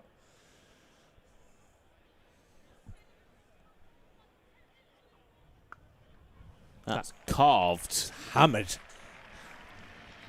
Cut open the cover region by Colin Ackerman. He moves to 30. All the pace taken off that one from Sams. And it's sat up with too much width. And Ackerman put it away through the covers for 4.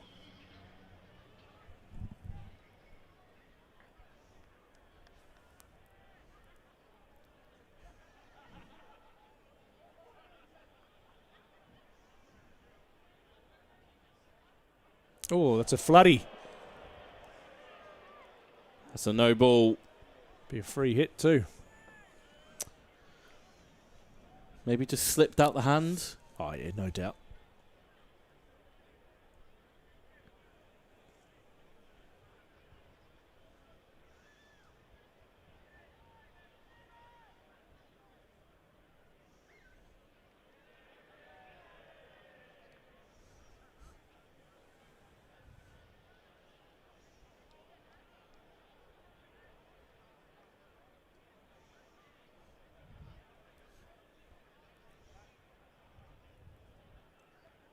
It's a warning for Daniel Sams as well.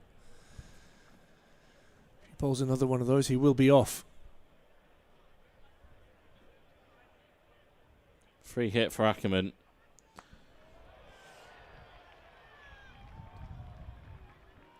Just going to be 1, so Sams gets away with it. It's a good feeling that by Haynes. I thought they might have got 2 there. Got round to it and got rid of it quickly.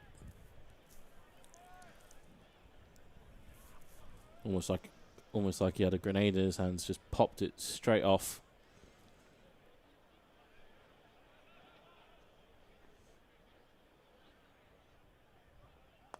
Rhodes steps away again. It's going to go back down to Haynes.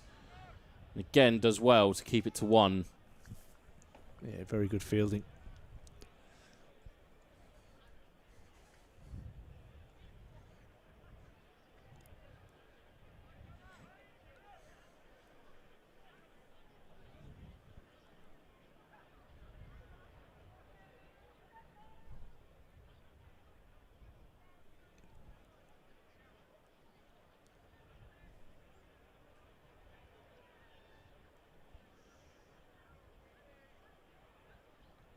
Could be another one. That might be the second. And he'll be off. He is indeed. That is Sam's out of the attack.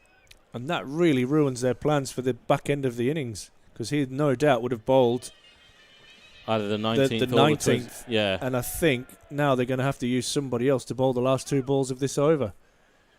Might be the spin. Well, I haven't seen it before in a T20 that a bowler bowls 2 beamers and is whipped out the attack. But Daniel Sams has done it tonight. So they are going to turn to Liam Patterson-White. Well, it's not been a happy evening for seamers tonight. Durham will obviously love that with the spin twins. They've also got Colin Ackerman in there as well. Free hit, there you go. Get the spinner on, free hit, first ball. It's a good Yorker. Yeah, really digged in. Should be 2 though. Yeah, good running from the pair of them. I've got 1 ball left of the 18th.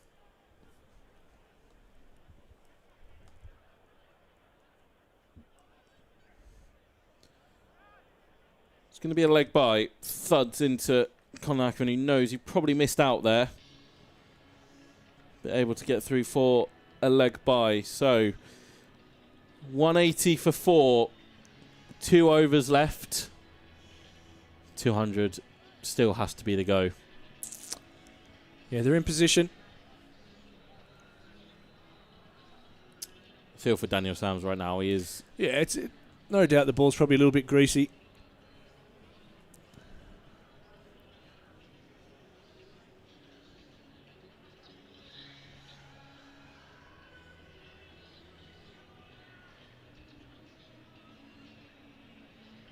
It's interesting to see here where Notts going now. And go Montgomery again.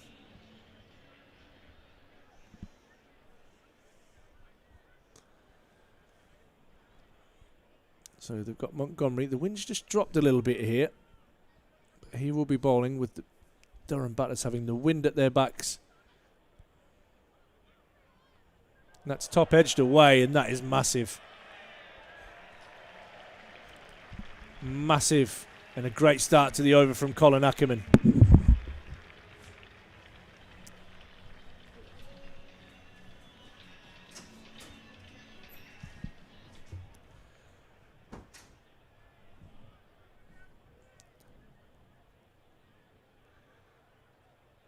Oh, and he gets all of that as well. That's 6 more. Oh, nearly onto the roof of the Ballantyne's gym.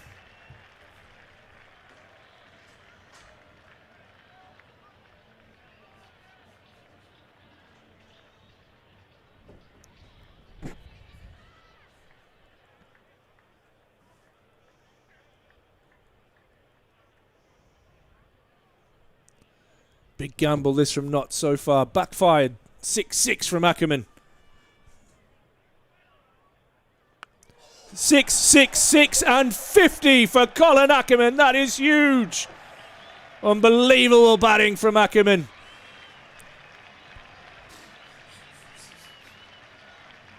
Now we're talking.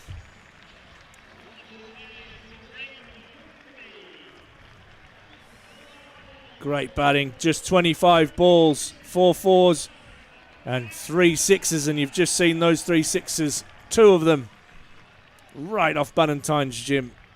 Be good fun that, just casually jogging on the treadmill and having the ball thump against the window.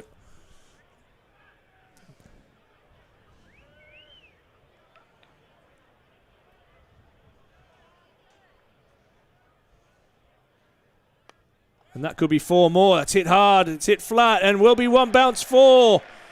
Ackerman on fire here at the Banks Homes Riverside. And that brings up the 200 for Durham. 6, 6, 6, 4 off the over so far. Montgomery under all sorts of pressure. Quite insane. Quite insane from Colin Ackerman. The look on your face. Rob's just nipped it for a loo break there and has missed those 4 balls and come back in with the weirdest look on his face as to say, what has happened? No, perfect time, and disappear again. Go and wash your hands. Oh, that can't be illegal delivery, but it's slapped back over his head, and it's gone for 4. That's not illegal bowling action. Well, I'm not sure. Not sure Ackerman is that bothered at the moment what's coming down, but it's the everything must go sail. 6, 6, 6, 4, 4 from the over. 1 ball remaining. Surely you take 1 to keep yourself on strike for the Nah, final you one. want to horn this with the wind. And he gets length and he picks it up. And this over is 6, 6, 6, 4, 4, 6. Colin Ackerman, take a bow. That is quite ridiculous from Durham's Dutchman. Baz delayed us away with the national team. Colin Ackerman flying the solo flag. It does something brilliant. The 50 partnership is up and Will Rose has 8 of them. Colin Ackerman the other 39, just 17 balls. We were talking about Durham looking and maybe just falling short of 200 with an over to go. They are 212 for 4. 230 is... Oh, the Chinese dentist. 230 is potentially in range. Will Rose is going to have to strike first up to Calvin Harrison, who's going to have the task of bowling Notts' final over. 1 for 14, his figures. He's definitely been the best of the bowlers, Harrison. I wonder, though, if he's about to get some tap. Well, from a Durham point of view, we hope that continues. But they've picked their ends, haven't they? They've targeted that end in particular. 65 off 28 when he was 25 off 16 or 26 off 16 or whatever he was. Quite a ridiculous spray that Colin Ackerman has hit. Look at his stance there. He's lined up. Oh, he's gone again. A flat 1 bounce 4 down in front of us in the commentary box.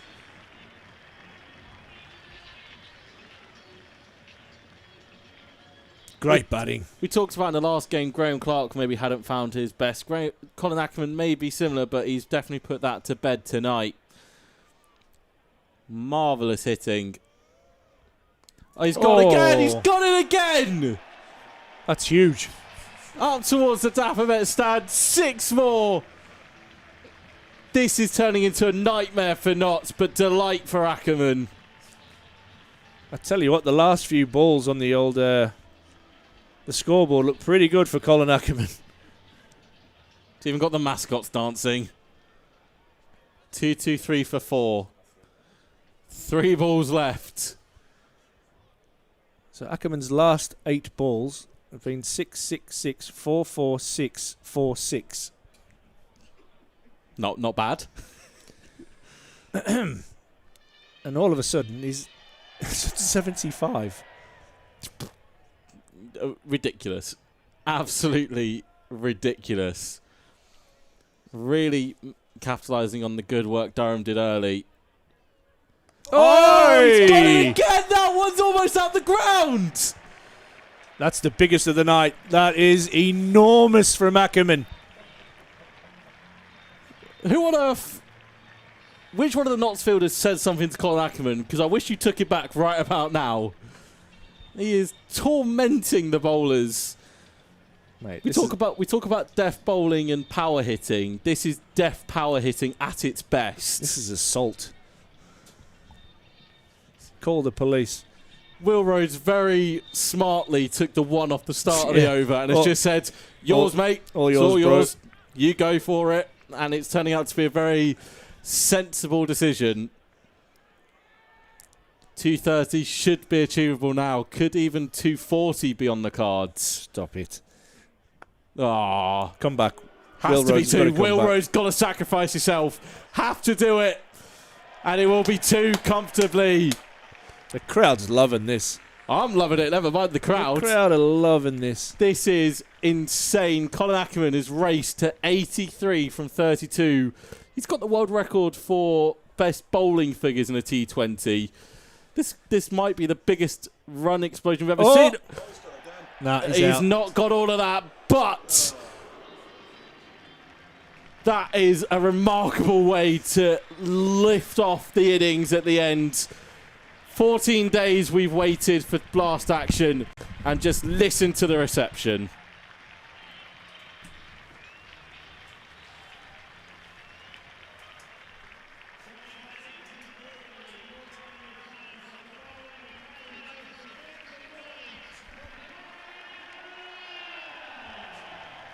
Seven fours and 6 sixes, 83 off 33 after being 25 from 16. Quite easily the best display of power hitting we've seen here at the Banks Homes Riverside this season. Durham end 231 for 5. Andy Sixsmith, what on earth have we just seen? Quite simply, Rob, Ackerman goes Acker at the Banks Homes Riverside here in Chestler Street. A stunning display of power hitting and making it look so easy. And it storms Durham to an absolutely wonderful total here in Chestler Street. And let's face it, it storms them to a wonderful platform to make this double header a double win for Durham tonight. Ash Thorpe, I mean, deep breath. What the heck have we just seen from Colin Ackerman? What was all that about? Incredible hitting. Absolutely incredible. Got himself out on the last ball so he could walk off on his own. Isn't it? Yeah. Let himself, his family down.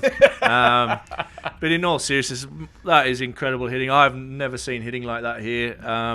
And given Durham a huge opportunity to win this game and to push themselves into further good space to try and get a home quarter final. That's it. It's not one of those grounds, with all due respect to us here at Chestler Street, where you see a flurry of sixes. Yeah.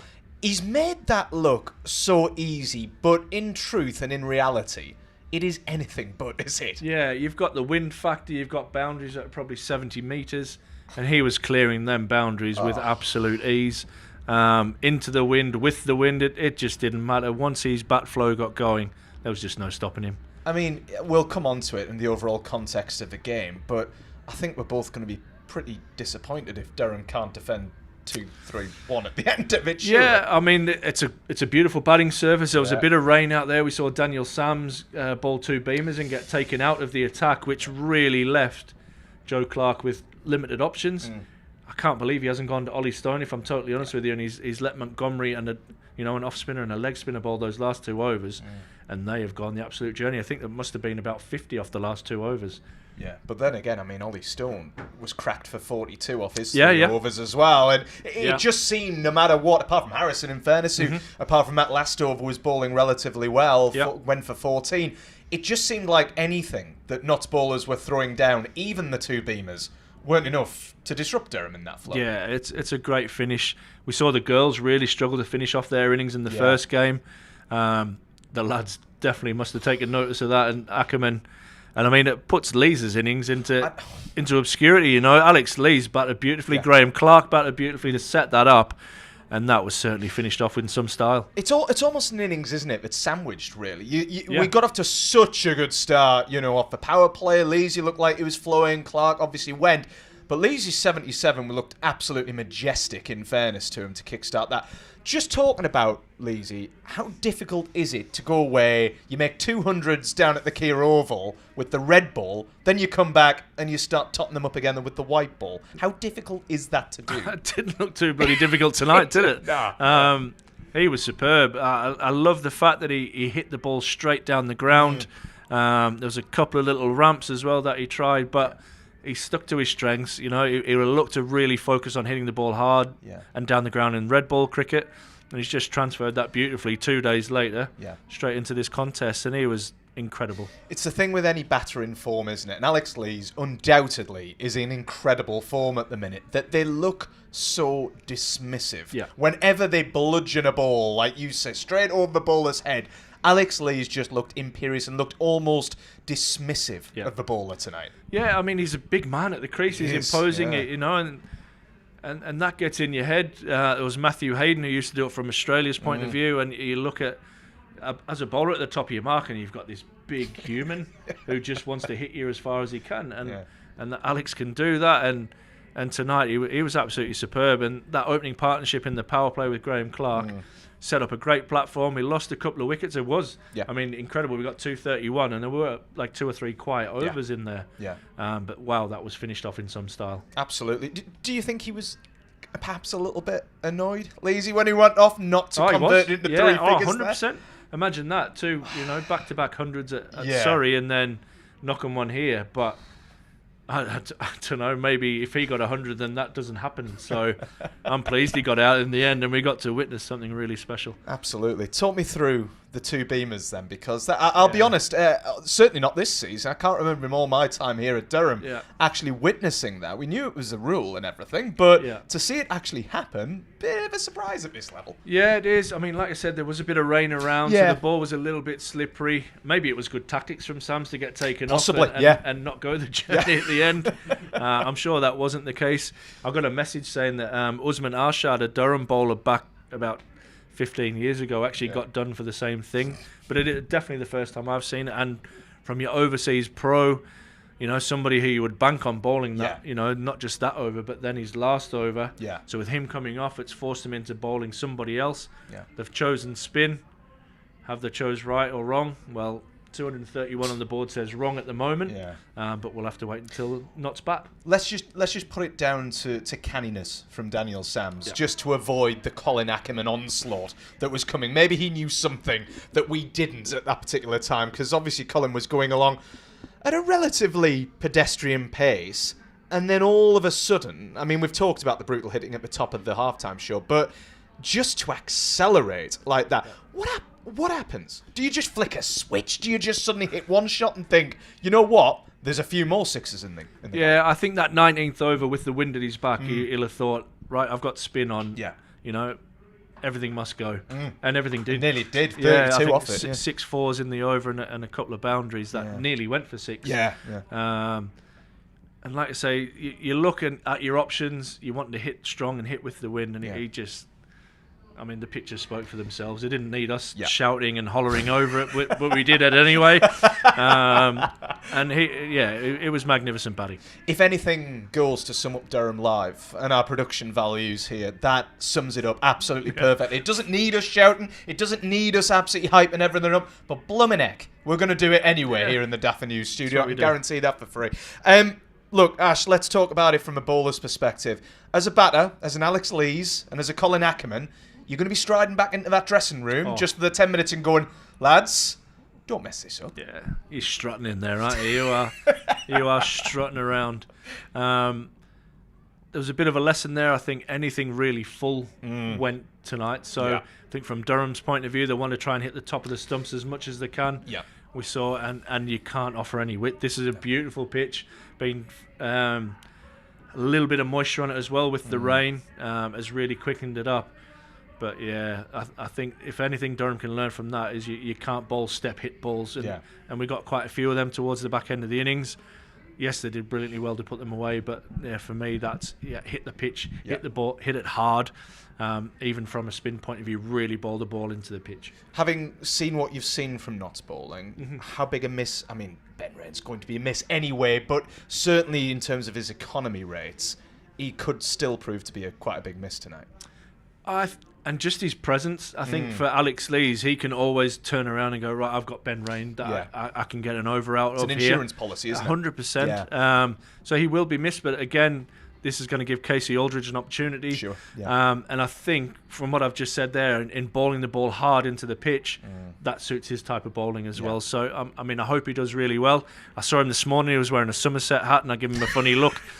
So he must have forgot there. He took it off.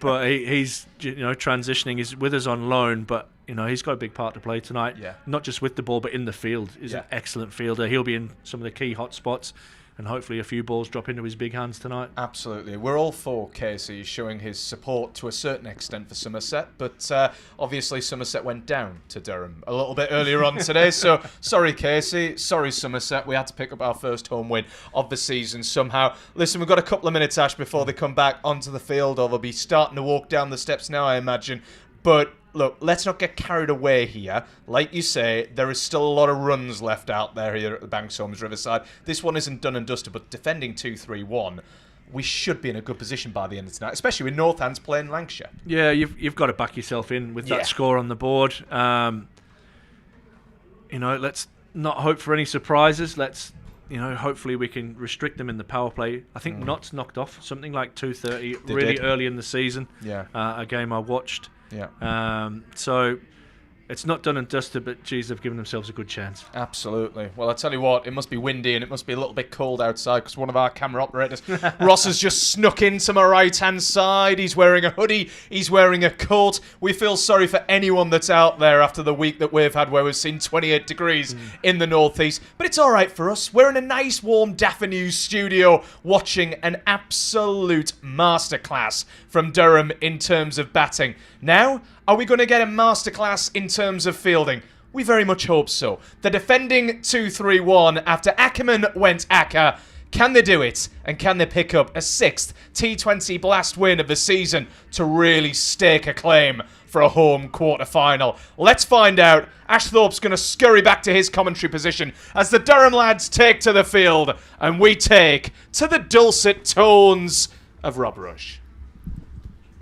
I'm not sure after my screaming at the end of Colin Ackerman's innings I can describe my tones as dulcet, but thank you very much, Andy. Just a little bit of housekeeping. That is, I think, rather unsurprisingly, Durham's record T20 score. Colin Ackerman scorching some history tonight. Going to be Joe Clark and Freddie McCann to open up, and Callum Parkinson, who went on loan down to Worcestershire for their recent game against Hampshire Sunday to Wednesday. He's made the long trip back up to the northeast. He's going to take the first over from the Lumley end. And this is a very moot point, Ash, but scoreboard pressure is just that tiny bit higher tonight. It's huge, isn't it? I saw Freddie McCann play had 2 T20 warm-up games. Well, there were second 11 games which are really used as warm-up games, and he batted beautifully in the first one. I think he got about 80, so he knows how to score quickly on this ground. 2 back immediately on the leg side, and McCann gets the scoring underway with a single. I mean, I'm just looking at the scorecard, and Ollie Robinson did not get a bat. Yeah. Ollie Robinson didn't get a bat. Casey Aldridge didn't bat, and he still racked up 231 for 5. Almost speechless. Almost. Well, you can't be speechless because you're in the wrong job if that's the case. That's the length. I was just talking about that length there with Andy in the Daffy News studio, which is miles away from here. But yeah, you've got to hit the top of the stumps. You can't be bowling step hits. And a bit of pressure on Joe Clark as well, having won the toss and electing to bowl first. Yeah. Not the wisest choice. So Freddie McCann's going to get the boundaries underway. As you mentioned, Ash, you can't really afford to go full, and Parkinson just erring too full there. Yeah, and that's that step hit region that we're talking about. Nice strike that from McCann. Gets his boundary count underway. And Notts 6 without loss.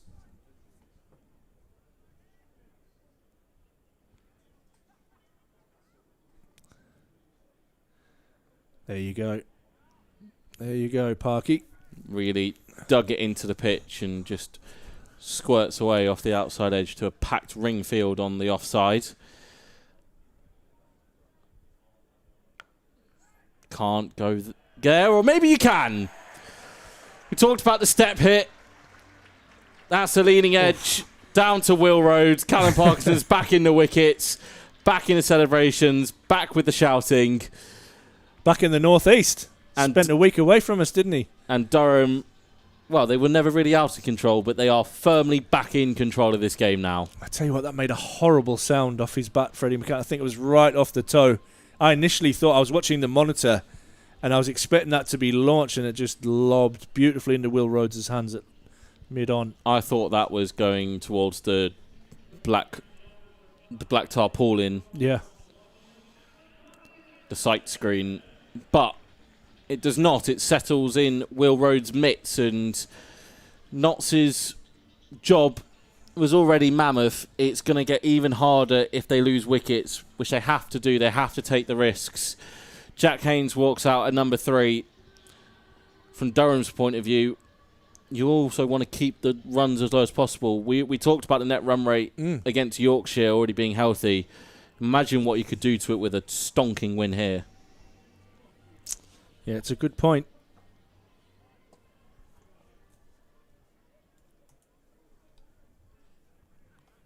One ball left of the opening over for Haynes to face. That's a dot ball. 6 for 1. Yeah, super start for Durham after posting that monster finish to the innings, 231. Yeah, Durham's net run rate is second best, so Lancashire is just slightly above them at the moment. See if we can get a check-in on the scores. I was literally about to do the same thing. So Northants have made 177 all out, so Lancashire will need 178 to win. Also in the North Group, Leicestershire 154 all out, and the Bears are 18 without loss after 1 over. That's a start. And Yorkshire have made a monster 233 for 6, but it's raining. Oh no. Anyway.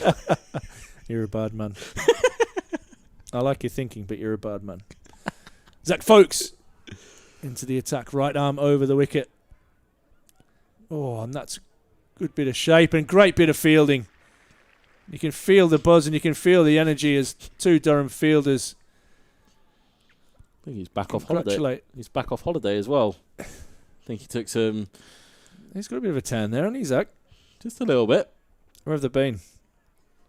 I think Neesham was definitely in London. He didn't get to go on holiday.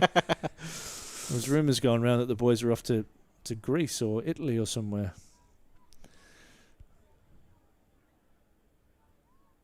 Pace off from Folkes, and good length though. This has got to be one of the best feelings as a captain for Alex Lees, knowing you've got so many runs at your back that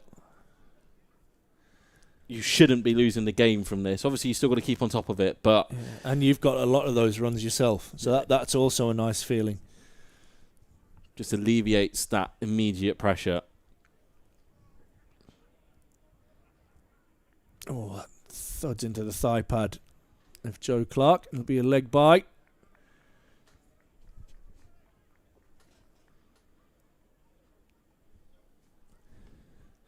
Seven now on the board.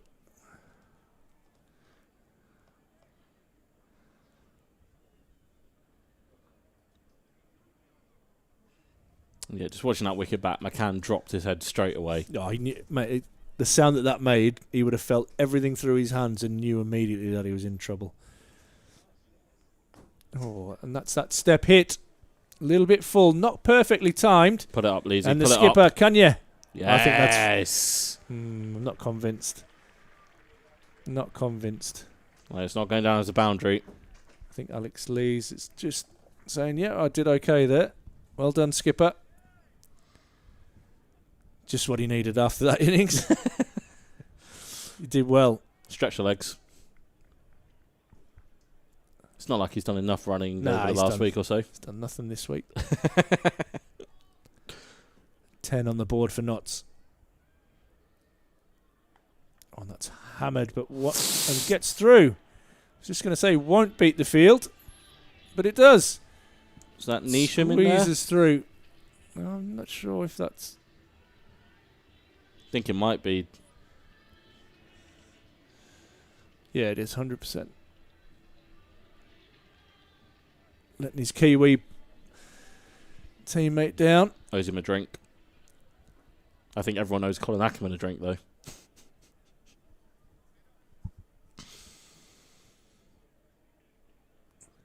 I think everybody would be happy to buy him one after watching that. Oh, and that is hammered down the ground. Joe Clark ends the over with back-to-back boundaries. Notts move on to 18 for 1. Yeah, an apologetic pat on the back from Neesham to Folks, so that over ended. Going to go back to Parkinson. Notts have really got to go after, you think, him bowling in the power play, only 2 fielders out, but they are just going to stick Jimmy Neesham's out at deep mid-wicket, and I think it's Will Rhodes who is down at long on in front of Bannatynes. So he goes square. He's going to get 4. Jack Haynes joining his skipper on the charge. But it's going to require something absolutely mammoth from Notts. And Durham has just got to hold the nerve.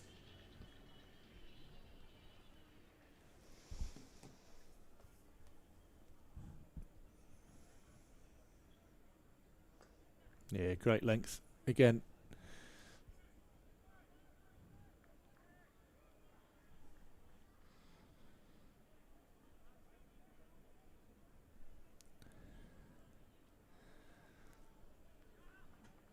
I think don't need to complicate it too much. Just keep trying to bowl your best ball.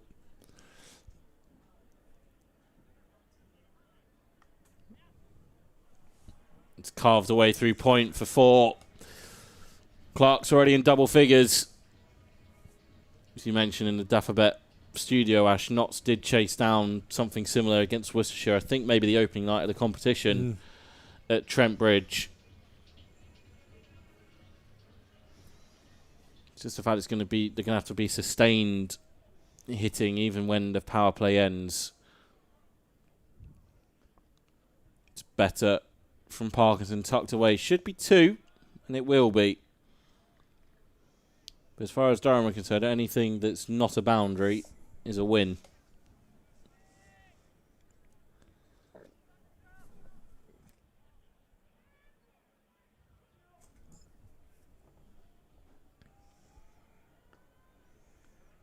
It's going to be tucked up for 1.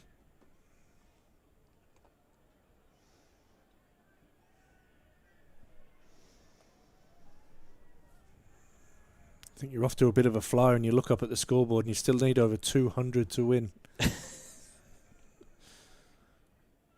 Or bowled.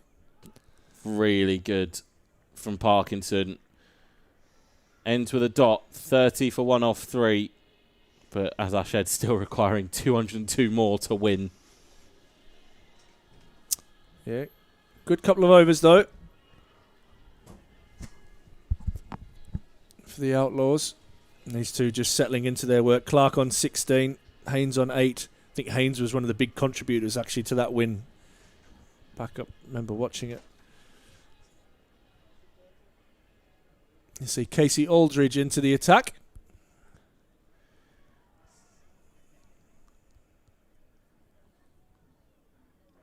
Oh, that's full and clipped away. And great fielding in the deep. Superb fielding. Ackerman saved 3 there. Can do no wrong. I think he'll have a part to play with the ball as well, Ackerman, tonight. No, if he takes wickets, even if he doesn't do it, I don't think we have to look far for our man of the match. Drugs test.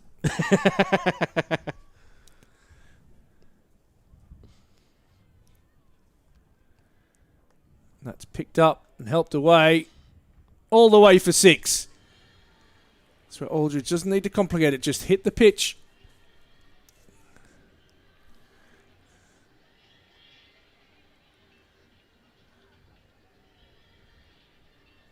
Going to send Nathan Souter out. Yeah, if that's a line he's wanting to bowl.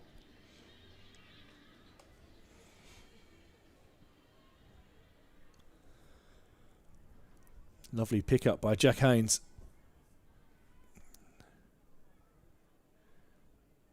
That's high. It's in the air. Lees turns to chase. Oh my God, that is an incredible catch. The captain can do no wrong. He got there. He settled. And he got his big paws on it. And that is an incredible catch. The wind has probably helped him there with the height. Like I said, really swirled in there, though. It was not easy. Any That's stretch a of the tough imagination. catch, man. That is such a good catch. And he's like that. I reckon he's enjoyed that as much as any of these shots he's played tonight. But that's a big wicket for Casey Aldridge as well. You could just hear from the ground announcer, what a catch from Alex Lees. What a catch indeed. Durham pick up wicket number 2. 37. Jack Haynes, 14 from his 7, caught beautifully by Alex Lees. I can't tell you how difficult that is. He did the hard work. He put his head down and he ran, and then he had to locate the ball again. And once he did that, he was well in control. Lyndon James, the new batsman.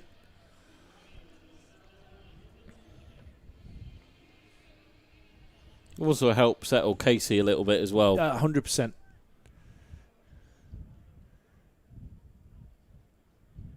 You can hear the wind on our effects mic.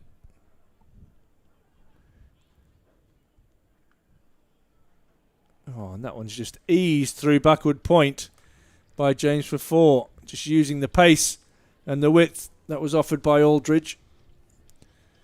And I don't think the fun's going to stop tonight, Rob. I think Notts are going to go down. They're going to go down swinging. That's the only way you can do in T20. You've got to try and make a good fist to the game. Can they drag themselves even into contention? That's a lovely shot. It's beautifully driven again by Lyndon James, who has started nicely.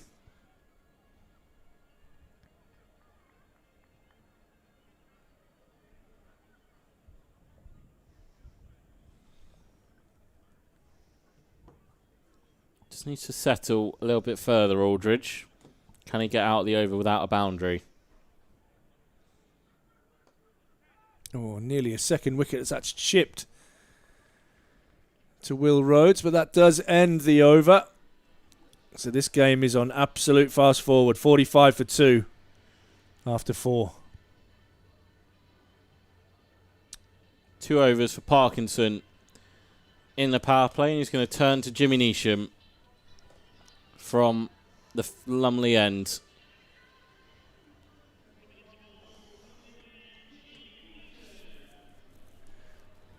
Sky wanting to come out and have its moment. It's as bright as it's been all day.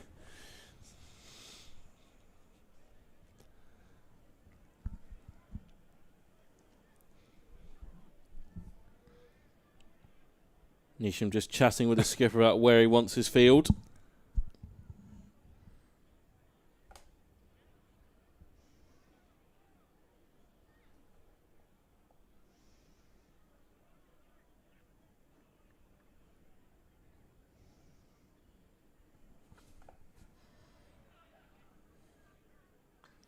That's high and far. It's going to be 6. Joe Clark moves rapidly to 23, and like you say, Ash, Notts are not going to go down without a fight. Love it. 50 up in just over 4 overs. Can Durham just get some control back? They've already got the 2 wickets. Can they just pick up some more and really stymie this Notts attack?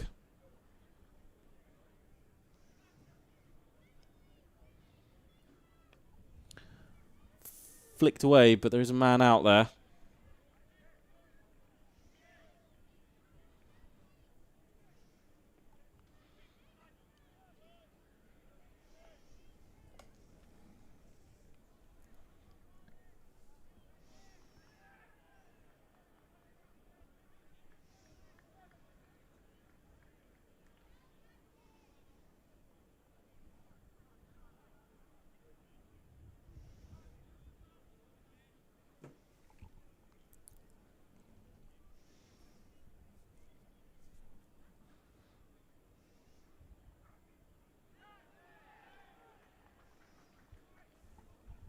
Good bouncer. Just fizzing past the outside edge.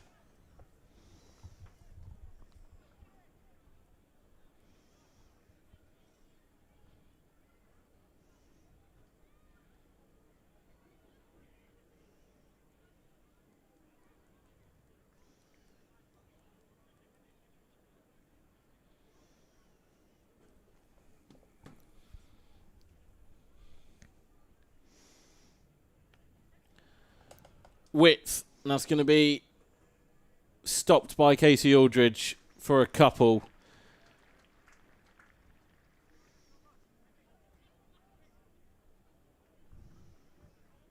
Someone's calling for some sunnies, and I don't blame them. Or maybe a removal of the jumper. The offside of the ground is completely bathed in sunshine.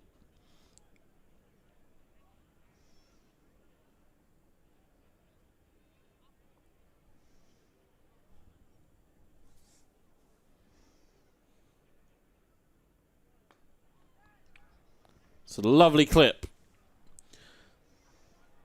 And Will Rhodes is not going to be able to catch up with it. So Notts are indeed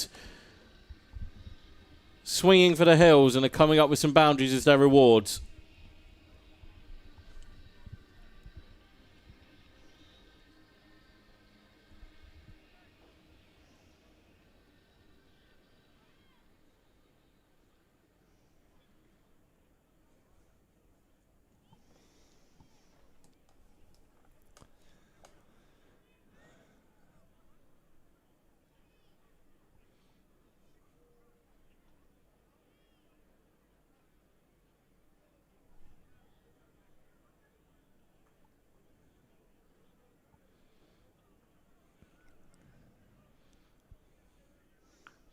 Oosh.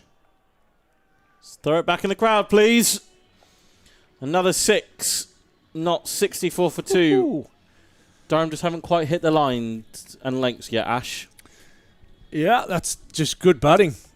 Lyndon James, a big man, getting his hands through that, and he started off right at Notts.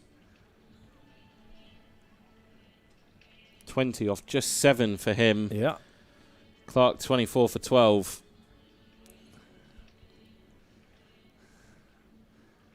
$64 for 2.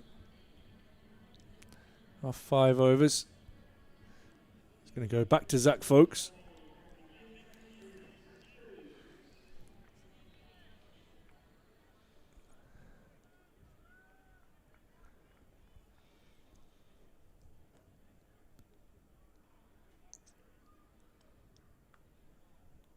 It's nicely bowled.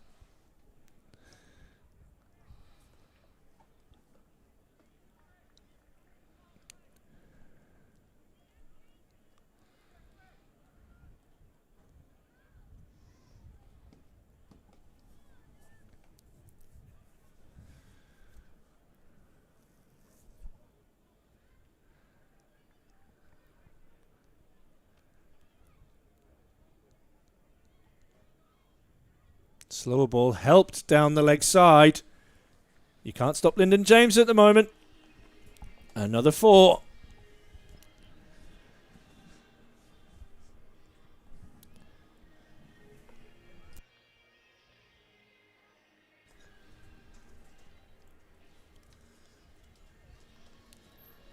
Durham just desperate to get out of this power play without any further damage.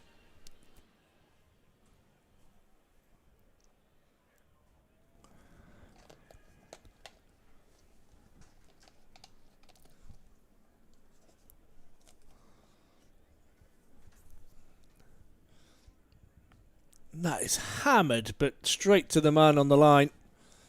Will Rhodes out in the deep. And Lyndon James not taking any prisoners so far. He's caught up already to Clark.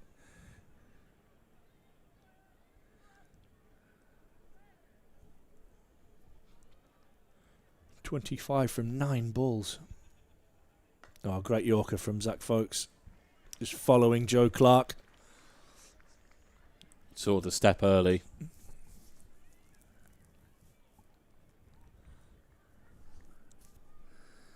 Your man Nathan Souter. Can't wait for that cap to come off so everybody can see the big black cockatoo on the top of his head.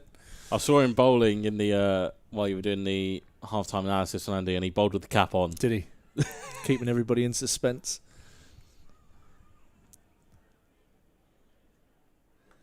It's pulled away, not timed. Run out attempt. Surprised Ackerman didn't hit the stumps from side on the night he's had so far. Just another single. Last ball of the power play. No boundary will be the message.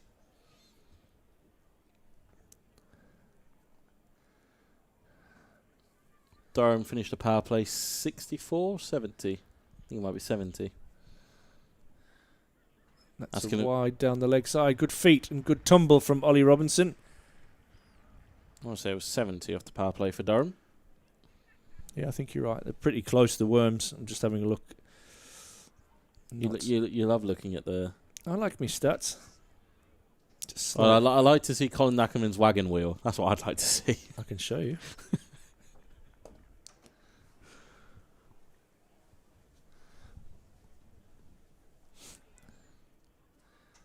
Oh, that is a shot and a half on the up, back past the bowler. Incredible from Lyndon James. Shot of the night, and there's been some shots.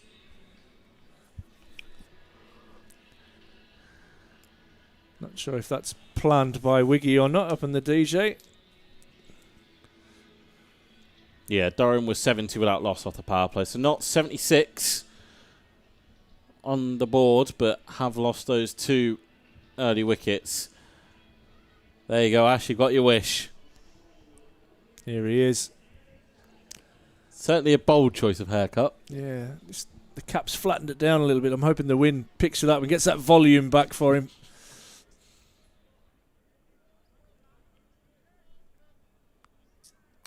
I wonder if his wife gave him the all clear. There you go, look at that. Look at the state of that.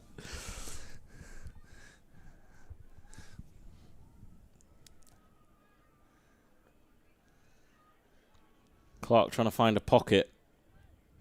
And they will come back for 2. I think he said 8 months since he's had the top of his hair cut.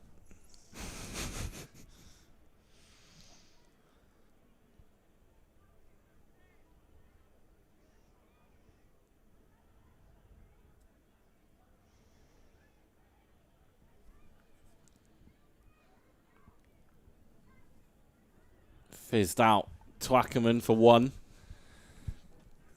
It's good from Souter. What he will do is he will attack the stumps. He'll attack the top of the stumps, giving the batsman no width and no length to work with. That new challenge now for Lyndon James, who was started off absolutely on fire.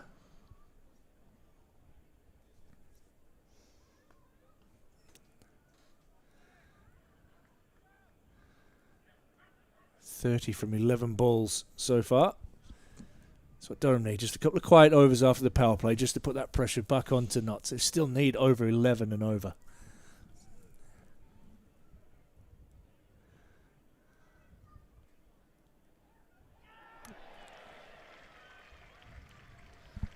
I think it's bounced off Ollie Robinson's pad onto the stumps.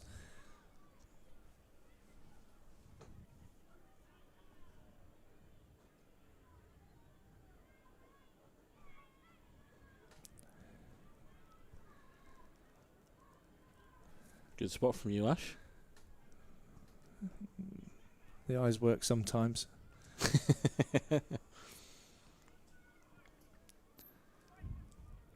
Good fielding from Ackerman out in the deep. This is good, Souter. Can he get out of the over now without a boundary? Every time that Durham do that, that run rate required will absolutely rocket up.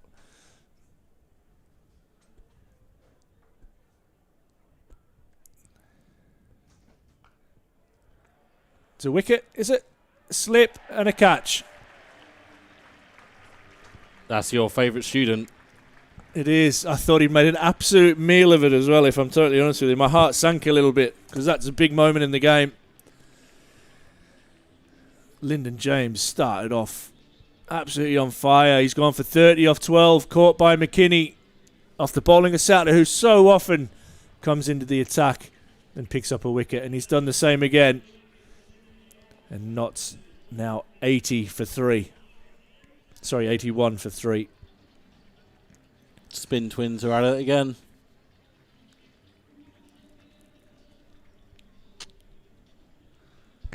Yep, both picked up a wicket. Very differing options at the barbers for the Spin Twins. But we're going to see maybe the Spin Triplets in action tonight. We're going to see Colin Ackerman. He's jealous. Yeah, he wasn't satisfied enough with blamming the ball. 83 off 33 is not enough. By Michael Goff, making him take some tape off his finger. It's probably a heat blister off the handle of his bat because he was on fire earlier.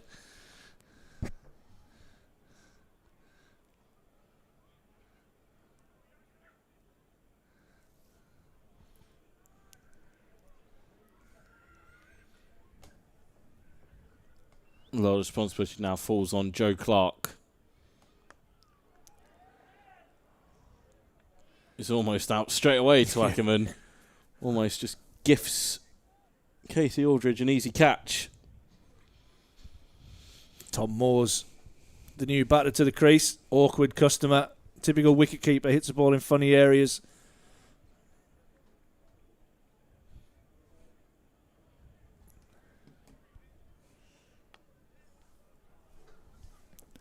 Someone very traditionally out to McKinney at deep cover.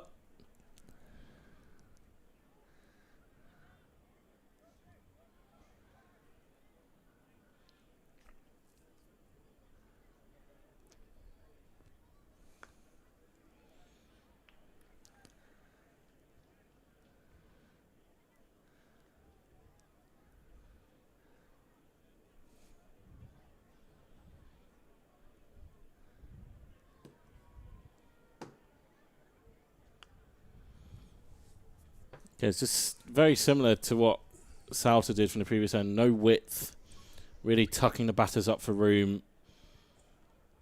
Because he's fizzing it in, just no real bounce either. Just it's nice and full. Trying to hit the top of the stumps. Excellent. Just like that. That's the first one. Whoosh. They're able to scramble to from, but you look at it, Ackerman is bowled for barely, 2 minutes? You're already 5 balls through the over. Fly through the overs. That builds pressure in itself.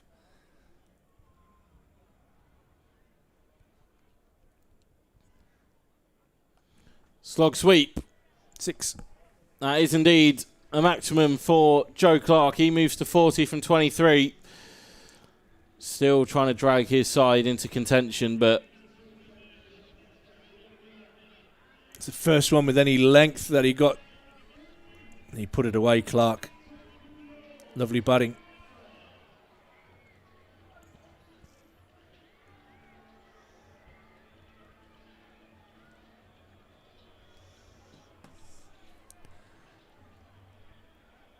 .93 for 3 after 8. This game has been insane.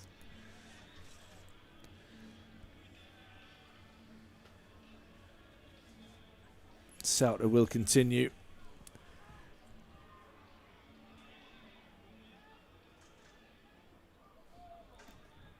Souter just getting umpire shown it. You see, have a look at the ball. Maybe a little bit of the stitching has come away, so scissors might be required.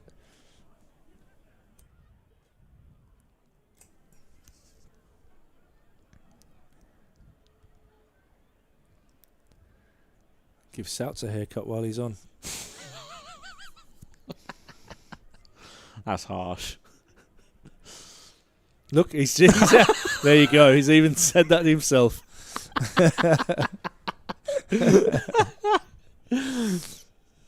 Love it. Top man. That's hit hard. Get there. And really nicely fielded by Will Rhodes out in the deep. I thought he just got enough fade on that one to get it away from Rhodes. I think at this point, Will Rhodes is going to be a permanent boundary rider. He's never going to be allowed to field in the infield ever again. He's done very well out there. Oh, that might be a wide, Nathan Souter. Maybe expecting Moores to charge down the pitch there. Tough wind to bowl into. And that's hit and hit long. Is that on the roof? He's completely messed up the crowd catch there. I lost it I've got the sun in a horrible angle. Handed up towards Bannatynes. And again, length. 100 up for Notts. It's that step hit length.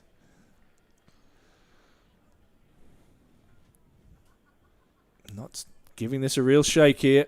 This game is nowhere near done and dusted.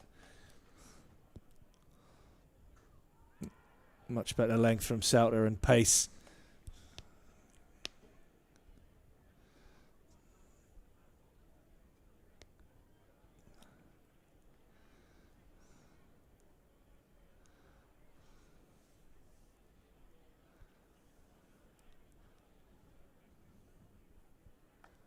Nicely bowled. Carved away out into the offside. They'll get one.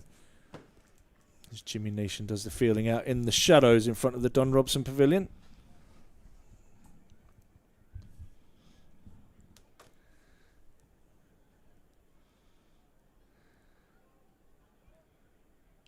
The wind's bringing the volume back. Yeah, I love it.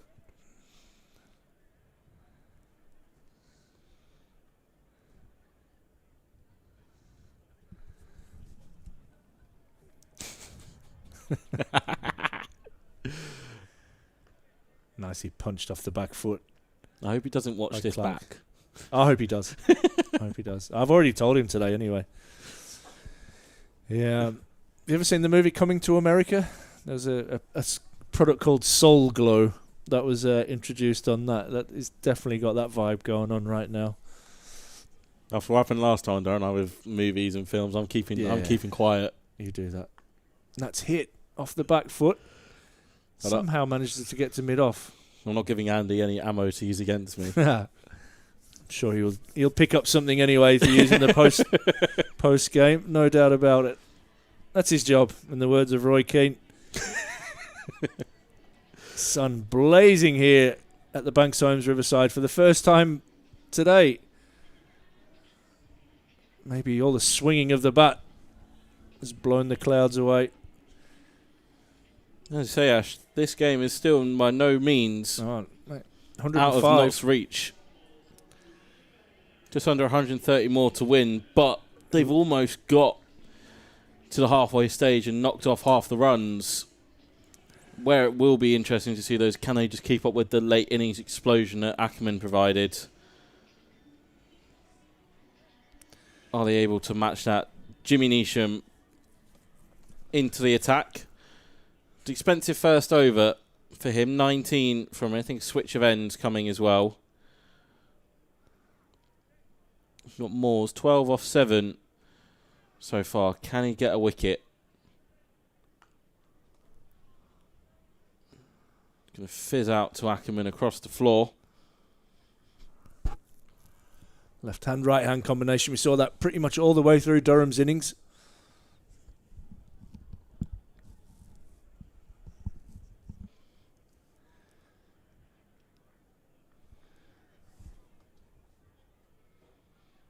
Clark's 41 from 24.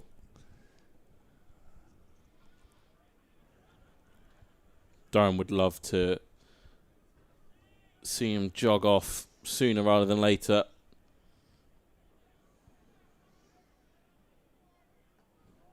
Goes for the ramp, but doesn't get it. And Nathan Souter takes the catch. I would like to claim that wicket, but I'm not going to. You can have that. It's all yours. That is a huge moment in this game. Notts really have to have the perfect chase here. And Joe Clark probably had to bat through that innings, as you fortunately can't see from your pictures, seeing the pictures of the Durham lads celebrate, but Joe Clark is absolutely trudging off like he's got concrete around his ankles. Big wicket. Goes 41. Caught by Salter off the bowling of Jimmy Neesham. And you can see the disappointment in that walk-off.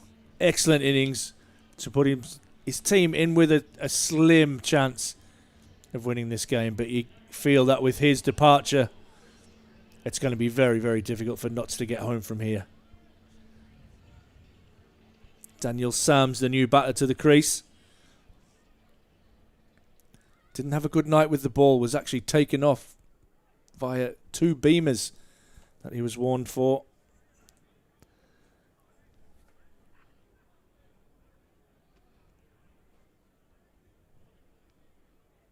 He's another one that really can clear the ropes, so I'm sure there's going to be no let up here. I'm sure he has to go from ball 1.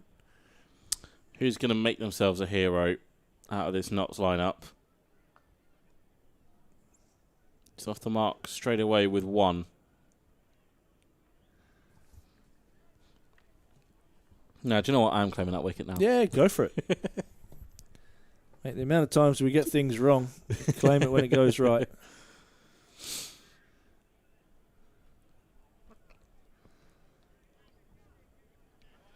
Yeah, Clark walking down just in front of us. Still shaking his head. Oh, that's That a shot. is zinged. Wow. Along the floor for 4.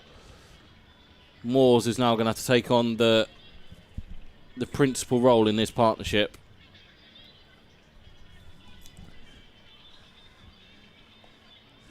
Blazing sunshine here at the Banks Homes Riverside, and we've seen some games so far. Durham posting 231, Notts in hot pursuit of it, 111 for 4 now.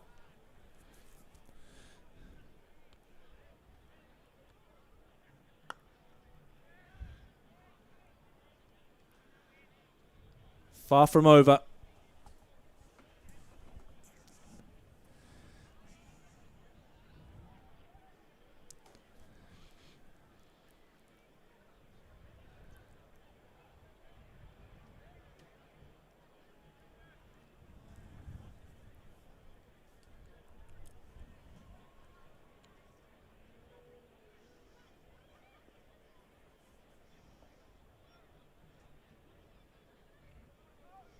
Tempted dab.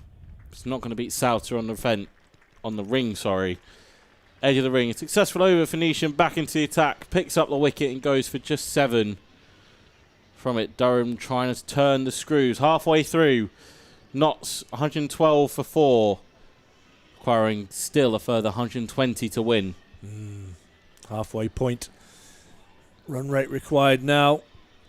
Oh, let's try and work it out. 12. Bang on 12s. 2 runs a ball.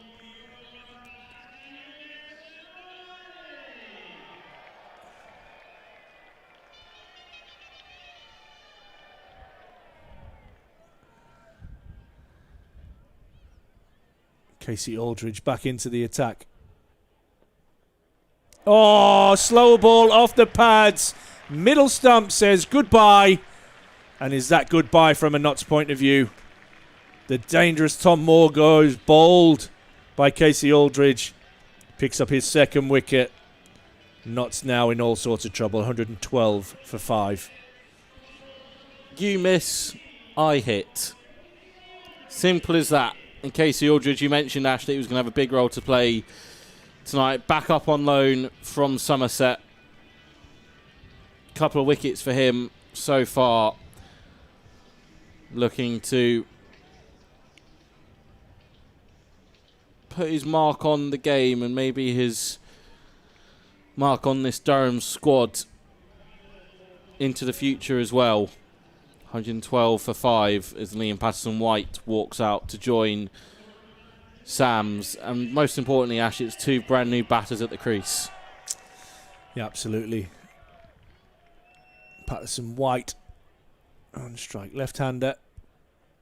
And that's edged. And it flies away through the vacant slip region for 4. I am hearing rumours that Phil Salt's bat hasn't gone through the gauge tonight, so I don't know if that will have any consequences as that moves forward. Well, Unfortunately, at Durham, we know all about bats not passing through gauges.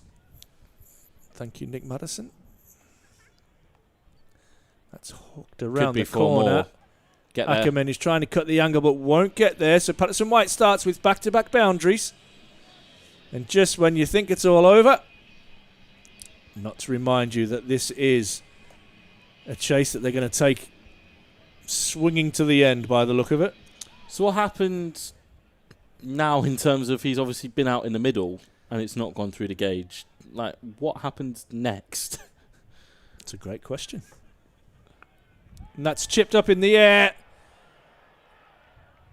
And it's a really good tumbling catch from your boundary rider, Will Rhodes. We talked about them swinging till the end. Well, they're swinging themselves to a swift end at the moment. And Aldridge picks up wicket number 3.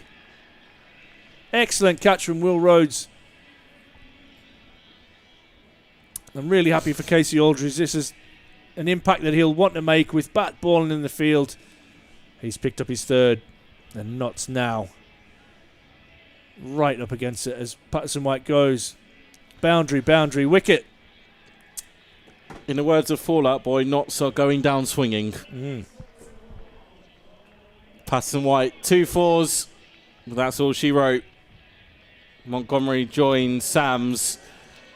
Aldridge picking up 2 in 4 balls.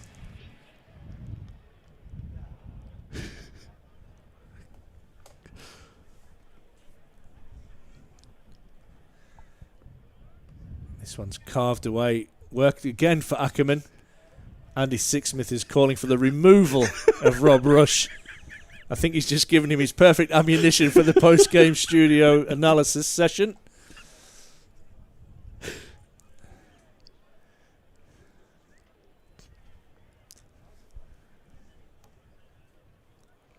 We have fun on Durham Live.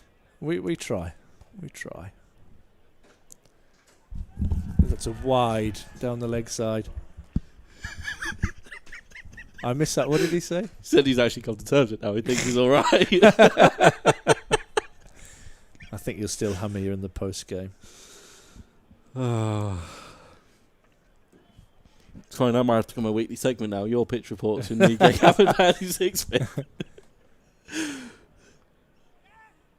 It's just dabbed away by Montgomery out into the offside to end an over with 2 wickets and 2 boundaries in that over. So that one has gone for what?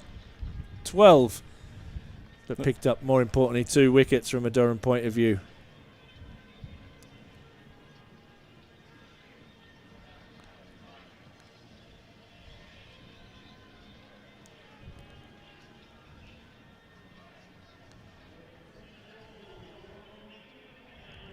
See what I've just seen as well there. Ben Sanderson has extended his contract for another 2 years at Northants.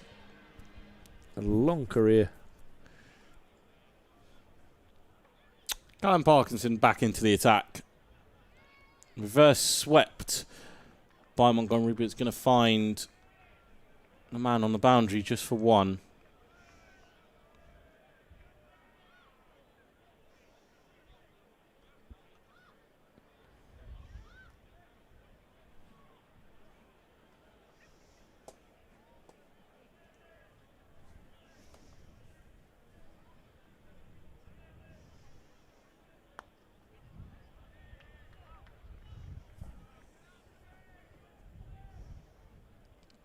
Parkinson can just keep it tight this over. Durham taking another big step towards victory. Slog swept on 1 knee. That's going to be 4. Nice shot from Montgomery. He's got a bit to make up, Montgomery, after that last over of his.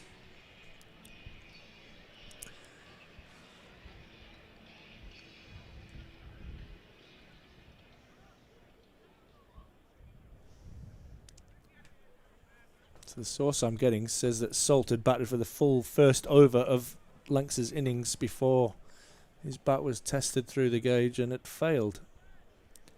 Well, based on the precedent that's been set, a points deduction, you'd think. Yeah, about 15 points, I think, would be sufficient. Ooh. 5 wides. That's a bit harsh, isn't it? It is. Notts won't care. Their target now dips under 100, but they've only got 4 wickets to do it with. Still just a bit of thinking for Alex Lees to do. How can they wrap up this innings and this game and make it 6 wins from the opening 9 games of the Blast? Well, that's 6. Whoosh. Crowd catch. That's massive.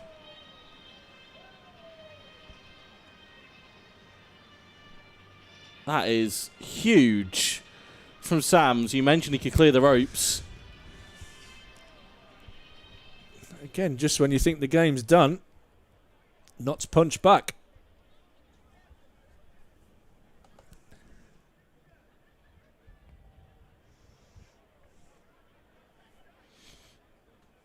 Turns out not to be a quiet over from Callum Parkinson. 143 for 6, 89 off 8. That's the total.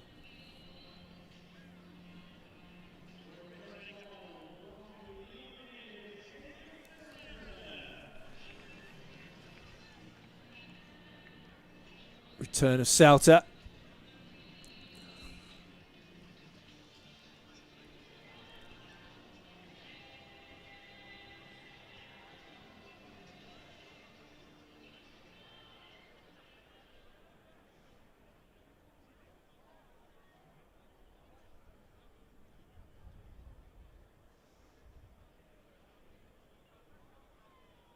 In that same game, Sakeep Mahmood took a hat-trick.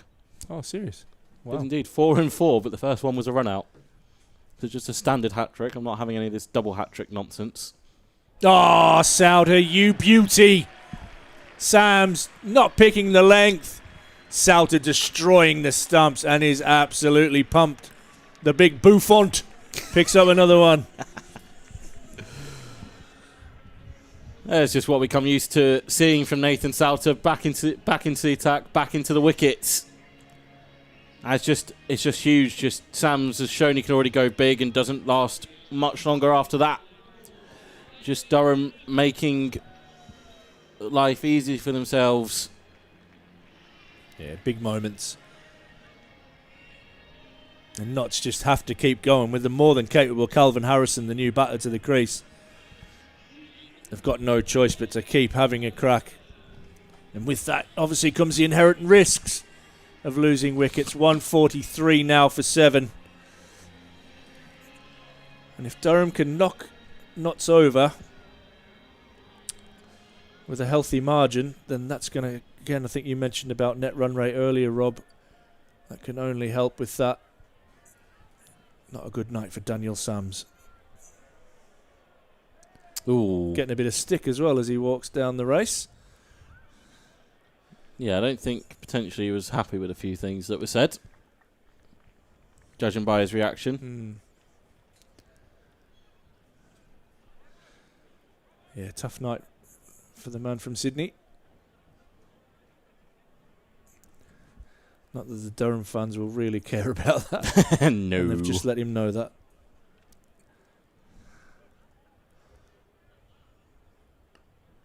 Montgomery comes down the pitch and drives nicely through extra cover. And we'll pick up a couple.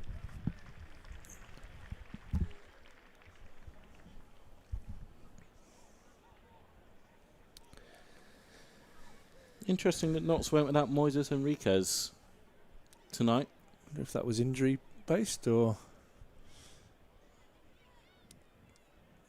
is he still here for the second block or is he back? That's hit gorgeously inside out over extra for 4.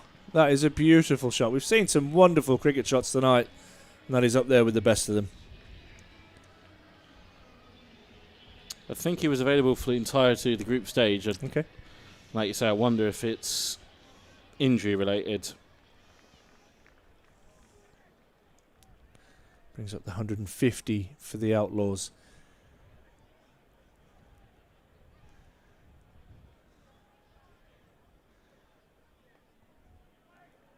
Sauter does well. Good chase and a little reverse flick. Indoor cricket style. Yeah, he wasn't named in the squad. So maybe a little niggle.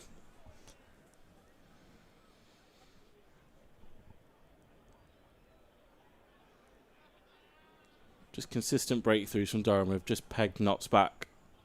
Unable to get any massive partnership going, which is what they needed. Swept away. Top edged. McKinney puts the hand up and palms it over for 6.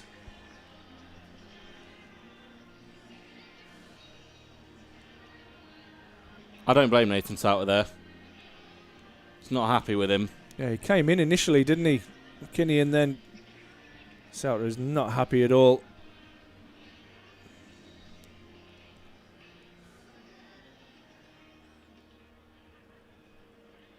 And again, just keeps things interesting. More than keeping up with the rate, they're going at 12s themselves and need around 11 and over. But they only have 3 wickets left.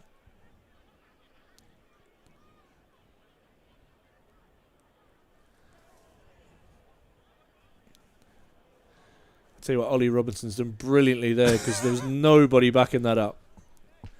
And Souter's throw was in pure anger, you feel.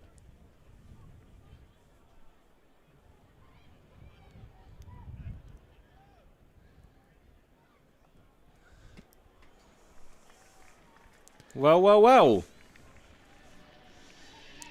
Don't do this to me, Durham.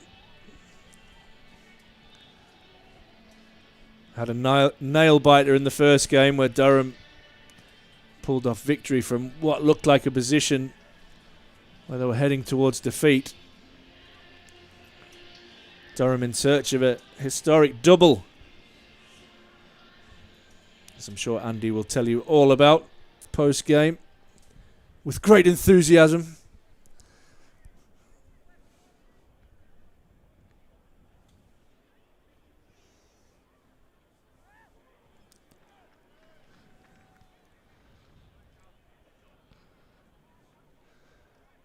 Need 2 boundaries and over, Notts. And are they about to get their second here? As that one's off a big top edge, and they do get their second boundary of the over. Just keeping in the hunt ever so slightly. Parkinson's had an expensive night so far.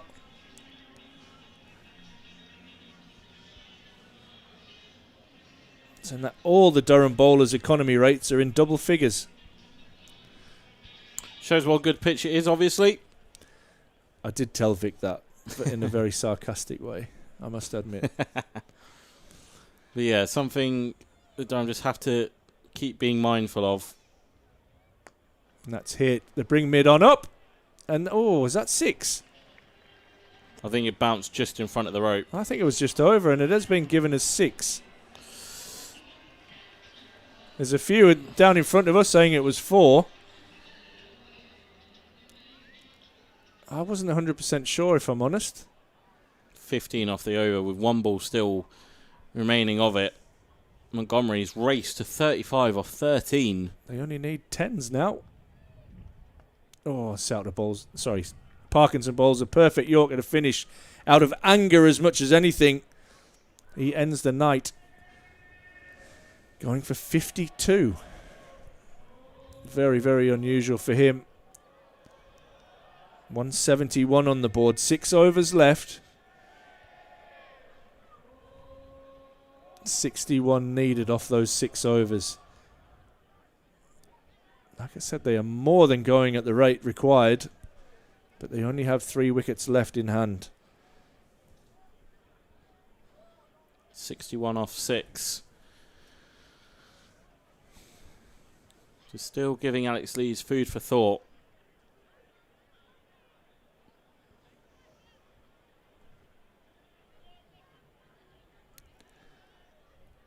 Ollie Stone and Farhan Ahmed, the men in the dugout. Oh, love that from Souter. Very, very good. It's a result that Notts want, though. They want Montgomery on strike. So Harrison just realising that, taking that single. I'm just pleased those clouds have come in so I can sit down now and the sun's not in my eyes. I wondered why you're standing up. Yeah. Oh, that's the only reason. Don't worry. Bold. Down the track, but it will just be one. Just do with the quiet over here, Durham.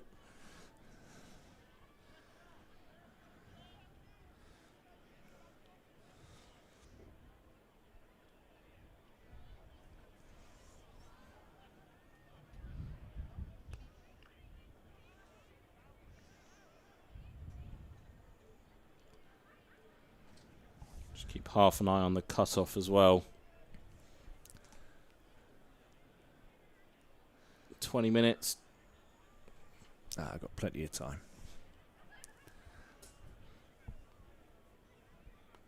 Steps away. That's going to be 4.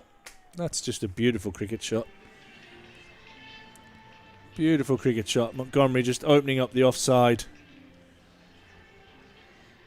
Durham need to get rid of him. I'm sure Salter's just giving McKinney a filthy look there, thinking he should be out.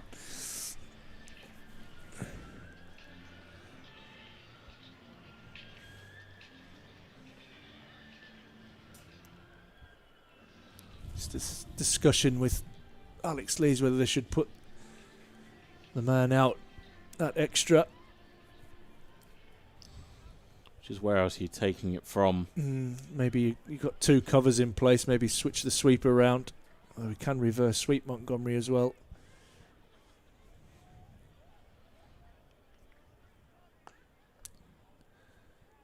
It's excellent from Souter. Good comeback. And again, we often talk about first ball, last ball of the over. And moments in the game. This is one right here.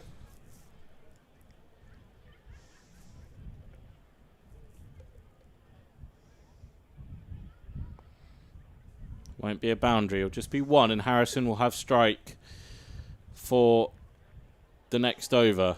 180 for 7. Notts 52 off 5. Still in with a chance. But they're going to need the majority of the runs to come from this pair. 2 for 39 from Nathan Souters, 4 overs. The only Durham bowler not going at over 10s. Casey Aldridge back into the attack. There you go. Fantastic camera work. Just shows you where Notts are in the game. If it was to rain, they're only 3 runs behind. Although with 7 wickets down, you'd have to think that Durham are still pretty heavy favourites at the moment. It's clipped away nicely. They're going to pick up 2. As that ball finds the pocket out towards cow corner. Casey Aldridge, the man with the hot hand with the ball. Has 3 wickets, but has gone for 27. Well, now 29 off his 2.1 overs. Montgomery's thinking boundaries, but he top edges this in the air. It's a tough catch. And Graham Clark does well, does the hard work. Gets in a good position. And nestles the ball into his chest. Aldridge has 4, Durham have 8. And is that the end of this valiant chase from Notts? It just piles the pressure on. It's Calvin Harrison who's gone. So the last recognised batter really to partner Montgomery is done. 7 off 7 for him. Ollie Stone walks out at number 10. His first job is going to be to get Montgomery on strike, and his second job is going to keep his wicket intact. If Montgomery is going to lead Notts to this chase, well, it's 50 exactly for Notts to win. He's probably going to have to score the vast majority of them. He's already got 41 from just 17.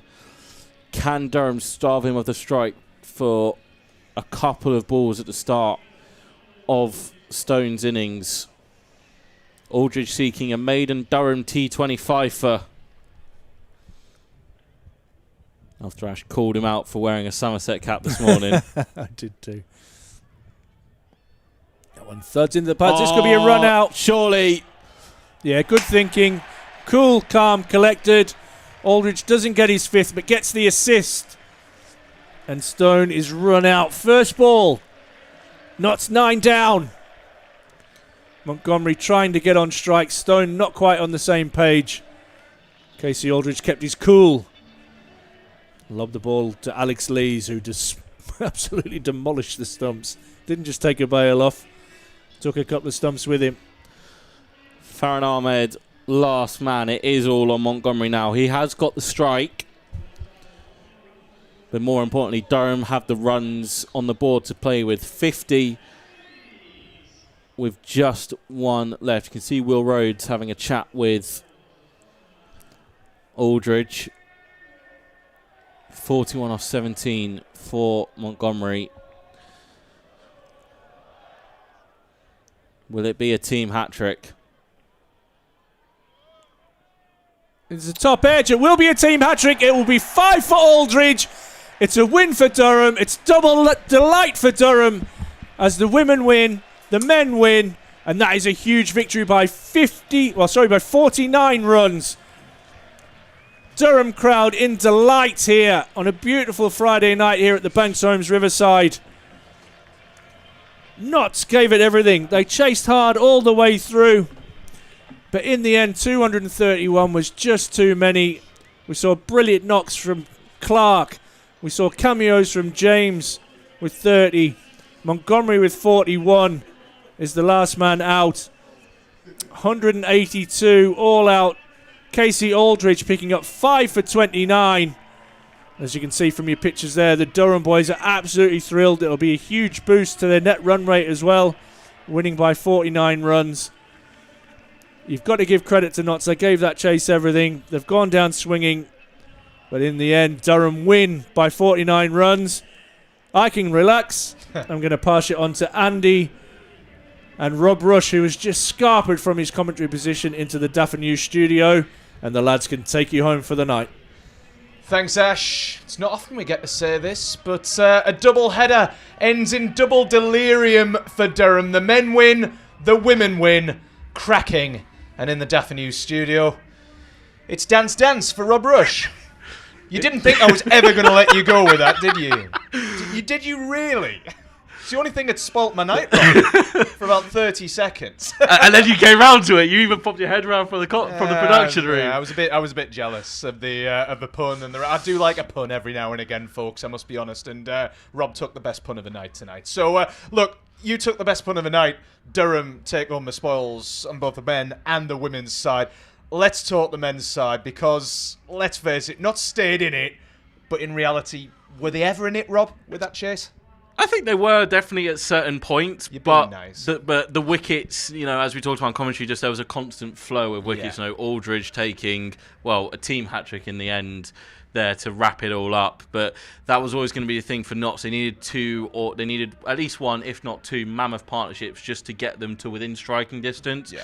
When you can take a wicket in the first over of the match, as Callum Parkinson did, you're already on the back foot, and wickets kind of just fell at those regular intervals where whenever you felt Notts were going to get back in the game, Durham always managed to come up with a wicket. And yes, I don't think many of the bowlers will be pleased looking at their economy rates. I think they'll just look at that. They'll look at that win and go, we'll trade one for the other for this game. Yeah, absolutely. We rely on the batsman a little bit on that one. Rely on one batter in particular. Well, two. Give Alex Lees his dues as well. He provided the platform. We'll come back to that, but let's talk one bowler in particular, and that's a bowler who was talked about a lot, shall we say, on commentary, and not necessarily for his bowling skills tonight, but more notably for his, as Ashthorpe called it, beautiful bouffant, which is definitely a phrase I'm going to take home with me. I don't care normally, but I'm going to talk about this.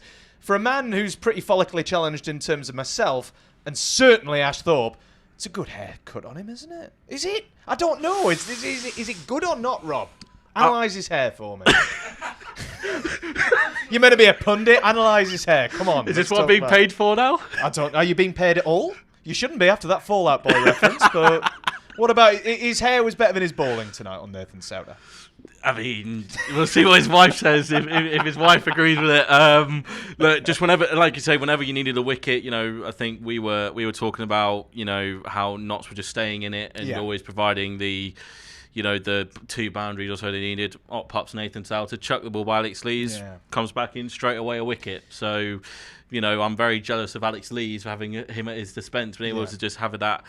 Graham Clark talked about it against Yorkshire last time out, the fact that you can just turn to Nathan Souter and Callum Parkinson on a normal night, and normally they'll give you sort of 8 overs for 40 runs and a couple of wickets apiece. Obviously, didn't turn out that way tonight. Notts were able to pile on the runs. It was a good pitch out there, but ultimately Durham are walking away with the victory. I think people look at obviously the economy rates of the bowlers in particular, and I think Souts was probably the only one who went for less than 10 and over, or whatever Ash was saying on commentary. I do listen sometimes, but you have to say there was that over where he just went for 1 boundary just before Casey Aldridge came back on, and it just turned the pressure upon Notts a little bit. When, let's face it, like you said, they were ahead of a run rate at that particular time, didn't have wickets in the bank, but it was that over that probably did for them.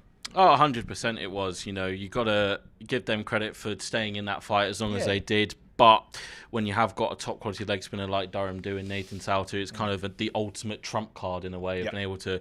Alex Lees is able to pull that ace out of his deck of cards and just throw it out there, and he kind of beats everyone else up there, splattering the stumps, making the batters, they've got no width to work with, so you're not able to free the hands, target the shorter boundaries kind of in that arc that the batters have, and like I say, it just turns the tide, turns the pressure back up. The Notts had a hell of a lot of scoreboard pressure from the word go tonight, and Joe Clark probably regrets his decision to bowl first. Yeah, and let's talk the overall context of it. 6 wins from 9, like you were saying in commentary.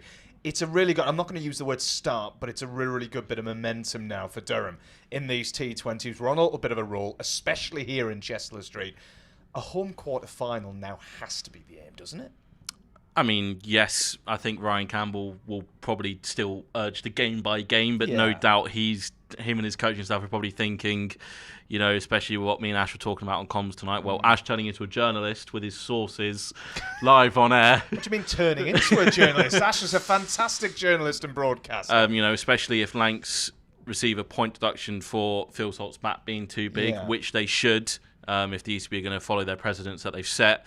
We always, as we talked about in the pre-game show, we knew that Northants and Lancs gone up against each other. In all likelihood, one of them was going to take points off the other. We're waiting to see how that one plays out, but the boys have took care of business tonight. And absolutely, I think the boys were very happy to get to the quarterfinal last year. Probably not happy they had to go down to the Kia Oval for it. So the fact, if you can eliminate the travel aspect, as you say, we're turning this place into a little bit of a fortress right now with how the men are getting on a roll. And that momentum you talked about, it can roll straight on to Sunday. Yeah, I was going to say, Sunday's up next. Birmingham, the visitors to the northeast. And there needs to be that momentum continued. Let's say, hypothetically, they get through that. They make it 7 wins from 10. They would be one of the favourites, wouldn't they, to go through? Yes, I think very comfortably so. 7 wins from 10, you'd be very disappointed if you even just fail to get out the group stage from that position, let alone a home quarter final. But that Ryan Campbell won't be allowing those boys to get too far ahead of themselves. They'll still be looking at the game by game. There's certainly aspects tonight where they can look at it and go, well, we weren't quite good here. There's stuff we can tough up there. Ben McKinney with a drop catch, that's something that the coaches will be looking at. Ben will be disappointed with that himself. You always want to take those catches. But they'll ultimately just be very happy with that win. The 49-run victory as well. The net run rate is looking very healthy now. It's all looking good for Durham. Top performance from the men, but we've got to look at the overall day, haven't we? It's the first time we can celebrate a double-header, double win, as you and Ash kept saying on commentary. It's a great day for the club to see both the men and the women's team win in the different manners that they did. Absolutely, you had the women who kind of had to get drag it from almost the jaws of defeat almost. It was very tight, as Ash talked about on commentary, kind of as a batting side, when you haven't won a game, that's where you can lose it. Holly Armitage and the girls, they showed great determination. Maddie Villiers at the end standing up, bowling that really crucial last over. Sophia Turner stepping up with the ball. They got performances, and then that's kind of what you need if you're going to get your first win at home. If you can make it a close one, you give yourself so much confidence that you can draw on this experience now of what you did right, and it gives you the confidence going forward. They're back on the road tomorrow. They've got to play Sunday as well. And then the men as well, kind of being comprehensive victors in the end.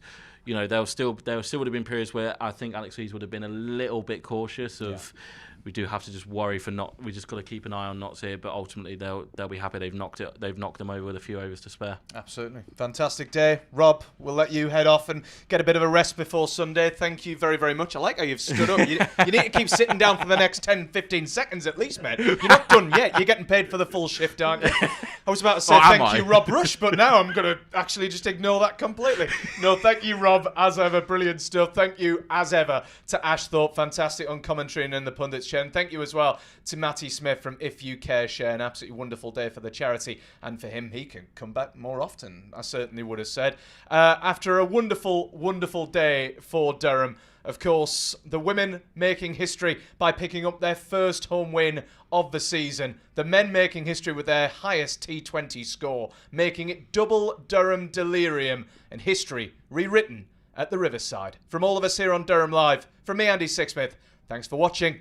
We'll see you Sunday.